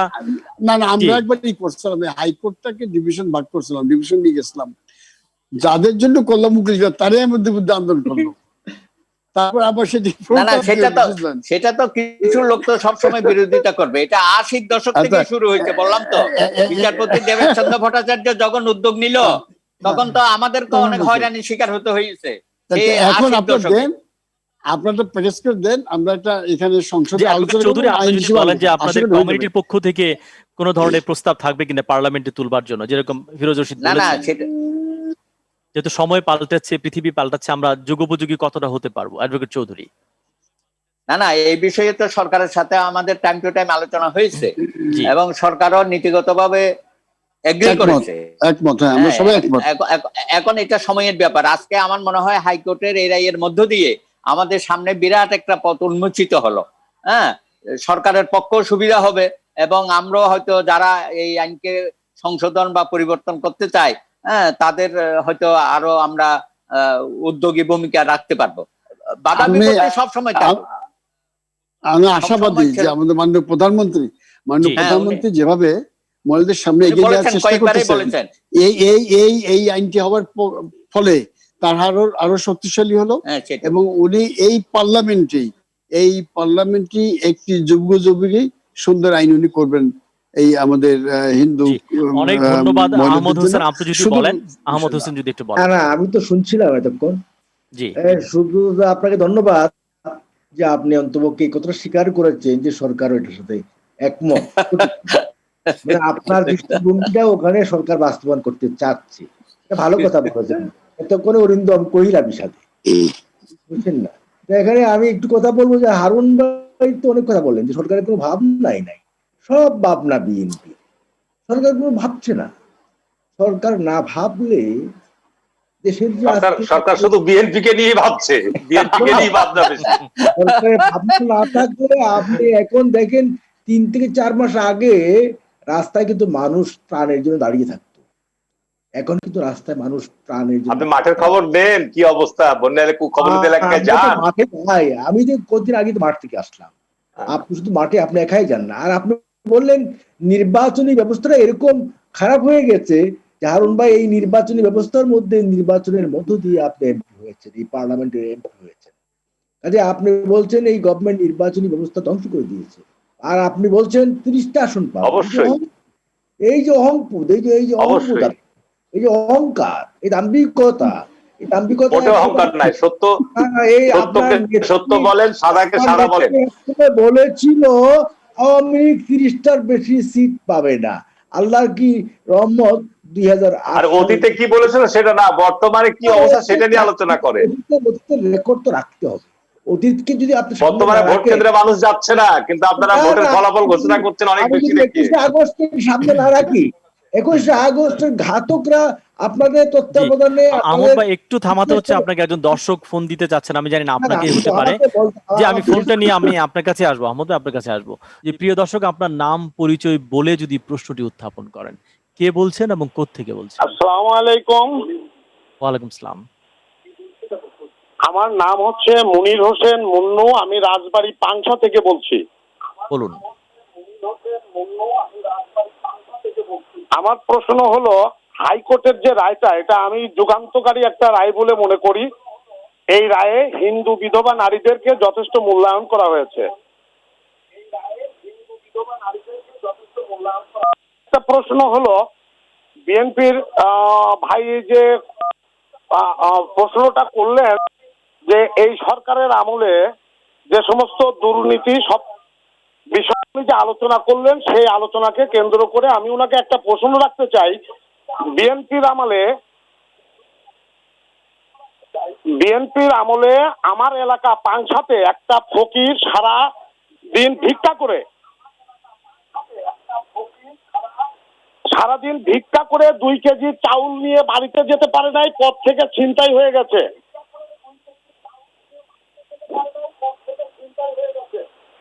তারপরে আরেকটা প্রশ্ন হলো, ভালো কাজের প্রশংসা তো করতেই হবে, না হলে ভালো কাজ সমাজে হবে না। অনেক ধন্যবাদ রাজবাড়ির পাংশা থেকে প্রশ্ন করার জন্য। আপনার প্রশ্নের সুর এবং স্বর আমরা বুঝতে পেরেছি, আশা করি আলোচনা করবেন হারুন ভাই। তার আগে আহমদ হোসেন আপনি যদি কন্টিনিউ করেন প্লিজ। আমি যে কথাগুলো বলছিলাম যে বাংলাদেশে আজকে এপ্রিল মাসে আপনার আমাদের প্রবৃদ্ধি ছিল 7.8, কিন্তু করোনা ভাইরাসের কারণে এটা আজকে পতন হয়ে গেছে, এটা এখনো 5-এর ঘরে আছে। সরকার এর মতো কিছুই করেনি। সরকার যদি কিছু নাই করবে, তাহলে আপনি এখানে 100 অর্থনৈতিক অঞ্চল গড়ে তুলেছে, প্রণোদনা দিয়েছে, আমপান ঘূর্ণিঝড় ফেস করেছে, বন্যা ফেস করতে হচ্ছে, করোনাকে ফেস করতে হচ্ছে, গভর্নমেন্টকে সবকিছু ফেস করে কিন্তু এগিয়ে যেতে বক্তব্য রাখবে। সরকার কিছুই করছে না, প্রধানমন্ত্রী কিছুই করছে না। আপনি যদি আজকে মৃত্যুর হিসাব করেন, আজকে আপনি ধরেন মৃত্যু হলো 4,351 বাংলাদেশে, শনাক্ত হলো 3,70,528, সুস্থ হয়েছে 2,11,016 জন। এই কথা বলতে হবে। বৈশ্বিক মহামারীতে মৃত্যু হয়েছে 8,61,000, মোট আক্রান্ত 2,59,00,000। এখানে আপনি যদি বলেন ইউএস আমেরিকাতে সর্বোচ্চ 62,57,571 আক্রান্ত, ব্রাজিল 19,00,000। আহমদ ভাই এই তথ্যগুলো আমরা জানি, এগুলো বলার কোনো মানে তৈরি করেন, আপনি বক্তব্য দেন, এই তথ্যগুলো আমরা জানি, সরকার প্রতিদিন আমরা জানি এবং বলি, আপনি যদি ব্যাখ্যা করেন কি বোঝাচ্ছেন। না থাকতো, সরকার যদি অ্যাক্টিভ না থাকতো, তার যদি অ্যাক্টিভিটি না থাকতো, তাহলে তো আমাদের মৃত্যু হারটা বেড়ে যেত। অনেক ধন্যবাদ আপনাকে। মিস্টার হারুন রশিদ যদি বলেন যে সরকার অ্যাক্টিভ দেখে এটা হয়েছে, আর পাংশা থেকে একজন ফোন করেছিল যে বিএনপি সময় একজন ভিক্ষুক সারাদিন ভিক্ষা করে ছিনতাইয়ের শিকার হতো। একটা কথা বলতে দিলেন না আমাকে? বলেন আহমদ ভাই, বলেন 30 সেকেন্ড বলেন। আরেকটা কথা বলতে দিলেন আমাকে, বলেন। এই যে পাংশা থেকে বললো ভিক্ষুক, এখন গ্রামে গেলে ভিক্ষুক নেই। একসময় বিএনপির আমলে ভিক্ষুক ছিল, ভিক্ষাবৃত্তি করতো, এখন ভিক্ষুক নেই। উন্নতি হয়েছে, দারিদ্র সীমা 19-এ চলে আসছে কোভিড-19 কারণে, আবার 21-এ। অনেক ধন্যবাদ মিস্টার হোসেন, যদি হারুন ভাই একটু বলেন। জি, আজকে একটা আলোচনার মধ্যে যেটা গুরুত্বপূর্ণ বিষয় হচ্ছে, অবশ্যই হিন্দু সম্প্রদায়ের বিধবা নারীদের জন্য উচ্চ আদালত থেকে যে রায়টি প্রকাশিত হয়েছে, এটা অবশ্যই তাদের অধিকার আদায়ের ক্ষেত্রে একটি আমি অগ্রগতি বলবো। কিন্তু এই রায়ের মধ্য দিয়ে কিন্তু আপনার বিধবা নারীরা কিন্তু সম্পদের উত্তরাধিকার হবে না, এটি পার্লামেন্ট থেকে আইন পাশ করতে হবে। এই ক্ষেত্রে আমি হিন্দু সম্প্রদায়ের নেতৃবৃন্দকে অনুরোধ করব আজকের আপনাদের এই আলোচনার মধ্য দিয়ে যে তারা আজকে সরকারের কাছে এই ব্যাপারে রায়ের আলোকেই তারা আবেদন করবে যে আপনি নিজেও একজন এমপি, আপনি কি ভূমিকা রাখবেন যদি একটু বলেন আজকে আমাদের সামনে? আইন তো সরকারকে আনতে হবে, জি, তারপরে কথা বলবেন আপনার পার্লামেন্টে। অবশ্যই এই আইনের ব্যাপারে আমরা সরকারকে সহায়তা দেব, সমর্থন দেব, যেহেতু হিন্দু সম্প্রদায় দাবি থাকলে। দ্বিতীয়ত হচ্ছে যে এখানে আলোচনা পর্যায়ে এক সময় এসছে 72-এর সংবিধান। দেখেন 72-এর সংবিধান কিন্তু কোরআন বা হাদিস নয়, এটা পরিবর্তনযোগ্য, যে কারণেই 72-এর সংবিধানে 15টা সংশোধনী এসছে। সুতরাং সময়ের বিবর্তনের চাহিদা অনুযায়ী সংবিধান ভবিষ্যতে পরিবর্তন হবে, চাহিদা অনুযায়ী তার পরিবর্তন রূপ বদলাবে, এটি স্বাভাবিক। 72-এর সংবিধানের উপর ভিত্তি করেই আমরা ওই সময়ে আপনার সমাজতন্ত্রের একটা আবহাওয়া ছিল 60-এর দশক 70-এর দশকে। ওই সময়ে আপনার বাংলাদেশে ধর্মনিরপেক্ষ চিন্তা চেতনা তৎকালীন সময় রাজনীতি দলের মধ্যে ছিল। কিন্তু আজকে সংবিধানের মধ্যে একটা গোজামিল অবস্থা, একদিকে আপনি ধর্মনিরপেক্ষতা রাখছেন, আবার আপনি রাষ্ট্রধর্ম ইসলাম রাখছেন। ইসলাম কখনো ধর্মনিরপেক্ষ বলতে আপনার কোনো ধর্মহীন নাই, আমরা ধর্মহীন না। পৃথিবীতে প্রত্যেক মানুষের একটা ধর্ম আছে, কেউ হিন্দু, কেউ মুসলমান, কেউ বৌদ্ধ, কেউ খ্রিস্টান, কোনো না কোনো মানুষ যে কোনো ধর্মাবলম্বী। যে কারণে আমাদের সংবিধানে যেটা 15 সংশোধনীতে নিয়ে আসা ছিল, জিয়া রহমান নিয়ে এসেছিলেন, সেখানে সকল ধর্মাবলম্বীদের ধর্ম পালনের ক্ষেত্রে স্বাধীনতা নিশ্চিত করা হয়েছে, রাষ্ট্র সে ব্যবস্থা নিশ্চিত করবে। এর চাইতে উত্তম কোনো ব্যবস্থা হতে পারে না। আর এইভাবে আপনার আজকে সংবিধানের মধ্যে একটা গোজামিল দিয়ে আপনি এদিকেও আছেন ওইদিকেও আছেন, এইভাবে হয় না। এটা দিয়ে সংবিধানের দেশ চলতে পারে। আর দুর্নীতির ব্যাপারে যে প্রশ্নটা করেছেন, দুর্নীতির বিষয়টা হচ্ছে কি, দুর্নীতি একটা মানুষের মধ্যে স্বভাবজাত প্রবৃত্তি রয়েছে। দুর্নীতির মুক্ত মানুষের সংখ্যা খুবই কম। সারা পৃথিবীতে কোন দেশ আপনি খুঁজে পাবেন না যে সেই দেশটি সম্পূর্ণভাবে দুর্নীতি মুক্ত। যে কারণে দুর্নীতি থেকে দেশকে বাঁচানোর জন্য, দুর্নীতিগ্রস্ত প্রতিষ্ঠান গড়ে তোলার জন্য দুর্নীতি দমন কমিশন, রাষ্ট্রে বিভিন্ন দুর্নীতি দমনের জন্য আইন প্রণয়ন করা হয়। এগুলো যদি আইনের প্রয়োগ আমরা করতে পারি তাহলে আমরা দুর্নীতির বাইরে বেরিয়ে আসতে পারবো। সুব্রত চৌধুরী, শেষ 2 মিনিট যদি আপনি বলেন, আমাদের অনুষ্ঠান প্রায় না, শেষ। যেটা আমি বলতে চাচ্ছি, এই যে একটা করোনাকালীন সময় যাচ্ছে প্রায় 7 মাস, জি, তো আমরা তো সকলেই আশা করি যে করোনা উত্তর যে রাজনীতি হবে সেটা বাংলাদেশে যে একটা পরিবর্তনশীল রাজনীতি আমরা দেখতে পাবো, সুস্থ ধারা রাজনীতি আমরা দেখতে পাবো, দুর্নীতিমুক্ত বাংলা। 50 বছর হবে আমাদের স্বাধীনতার, সেই 50 বছরের পরও যে আমরা এখন দুর্নীতি নিয়ে দিনের পর দিন, ঘন্টার পর ঘন্টা আলোচনা করছি, অপশাসনের আলোচনা করছি, দুঃশাসনের আলোচনা করছি, হাজার হাজার কোটি টাকা লোপাট হয়ে যাওয়া, বিদেশে পাচার করা, এটা কোনো একটা সাবজেক্ট ম্যাটার হইতে পারে একটা রাষ্ট্রের 50 বছর পর? হয় 50 বছর পূর্তিও আমরা পালন করি।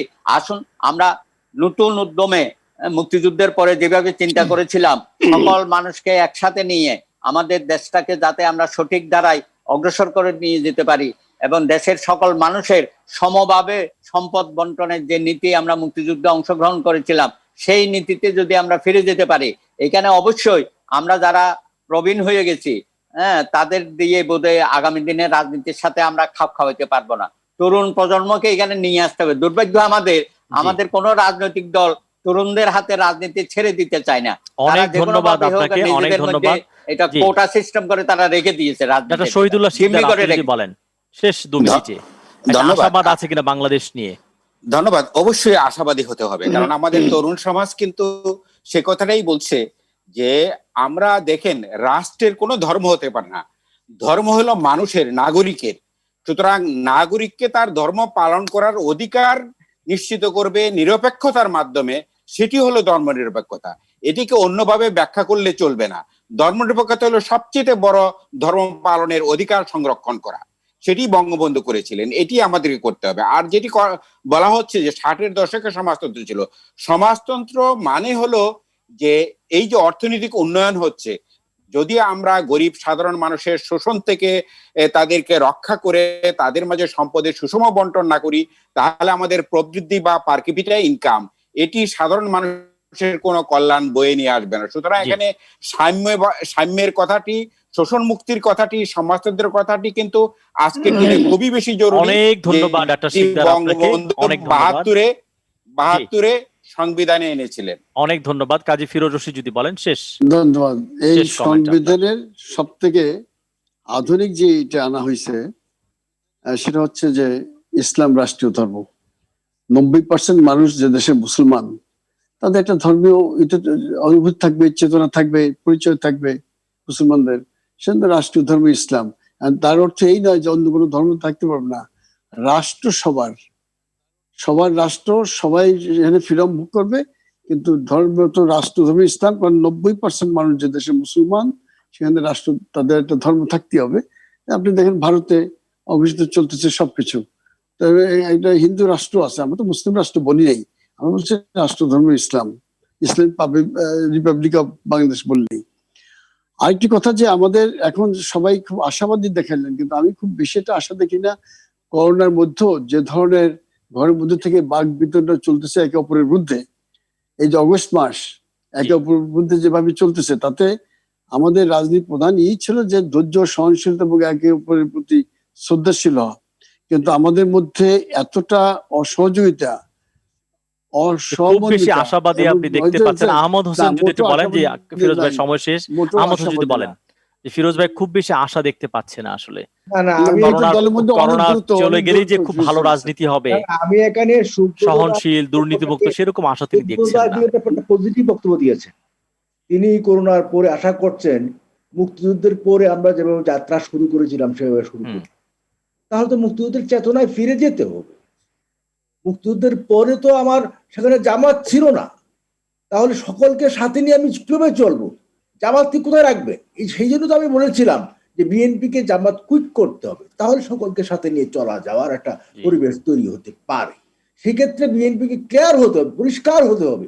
সুব্রত অবশ্যই শেষ পর্যন্ত আসলেন একটা কথা, একটা স্ট্যান্ডে আসলেন যে মুক্তিযুদ্ধের পরে আমরা 72-এর সংবিধানকে ভিত্তি ধরে যেভাবে এগিয়েছিলাম, আমরা কোভিড-19 পরে আমরা আবার সেইভাবে এগিয়ে যেতে চাই। ওয়েলকাম, ইউ কাম, আপনি আসেন, আমাদের সাথে আপত্তি নেই। বিএনপিকে আগে শুধরান, বিএনপিকে আপনি ছাড়েন, আপনার কেন বিএনপির সাথে আছেন, আমাদের সাথে আছেন। অনেক ধন্যবাদ। হারুনুর রশিদ যদি বলেন শেষ 2 মিনিট আপনাকে শেষ করব। আহমদ ভাইকে অনুরোধ করবো যে বিএনপি ভীতি আওয়ামী লীগের ভিতর থেকে দূর করুন, আতঙ্ক, সৌহার্দ্য এবং সম্প্রীতির রাজনীতি ফিরে আসবে। আমরা জাতীয় ঐক্যর আহ্বান জানিয়েছি। জাতীয় সংকট মোকাবেলার জন্য আমাদেরকে সকলকে একযোগে কাজ করতে হবে, ঐক্যবদ্ধভাবে এই দুর্যোগ মোকাবেলার জন্য আমাদেরকে সকলকে একসাথে কাজ করতে। এটি হোক আজকে আমাদের প্রত্যাশা। আমাদের যে ক্ষত জাতীয়ভাবে সৃষ্টি হয়েছে যেটা দূর করার জন্য আমরা সকলকেই নিয়ে আমরা কাজ করার মন মানসিকতা নিয়ে এগিয়ে যেতে চাই। অনেক ধন্যবাদ আপনাদের 5 জনকে আসবার জন্য, কথা বলবার জন্য। প্রিয় দর্শক, আপনাদেরকে অনেক ধন্যবাদ অনুষ্ঠানটি দেখবার জন্য এবং অনেক ধরনের প্রশ্ন আমাদের সামনে উত্থাপন করবার জন্য। আগামীতে আবারও দেখা হবে। সবাই স্বাস্থ্যবিধি মেনে চলুন, সবাই মাস্ক ব্যবহার করুন, সামাজিক দূরত্ব মেনে চলুন, ভালো থাকুন এবং নিরাপদে থাকুন।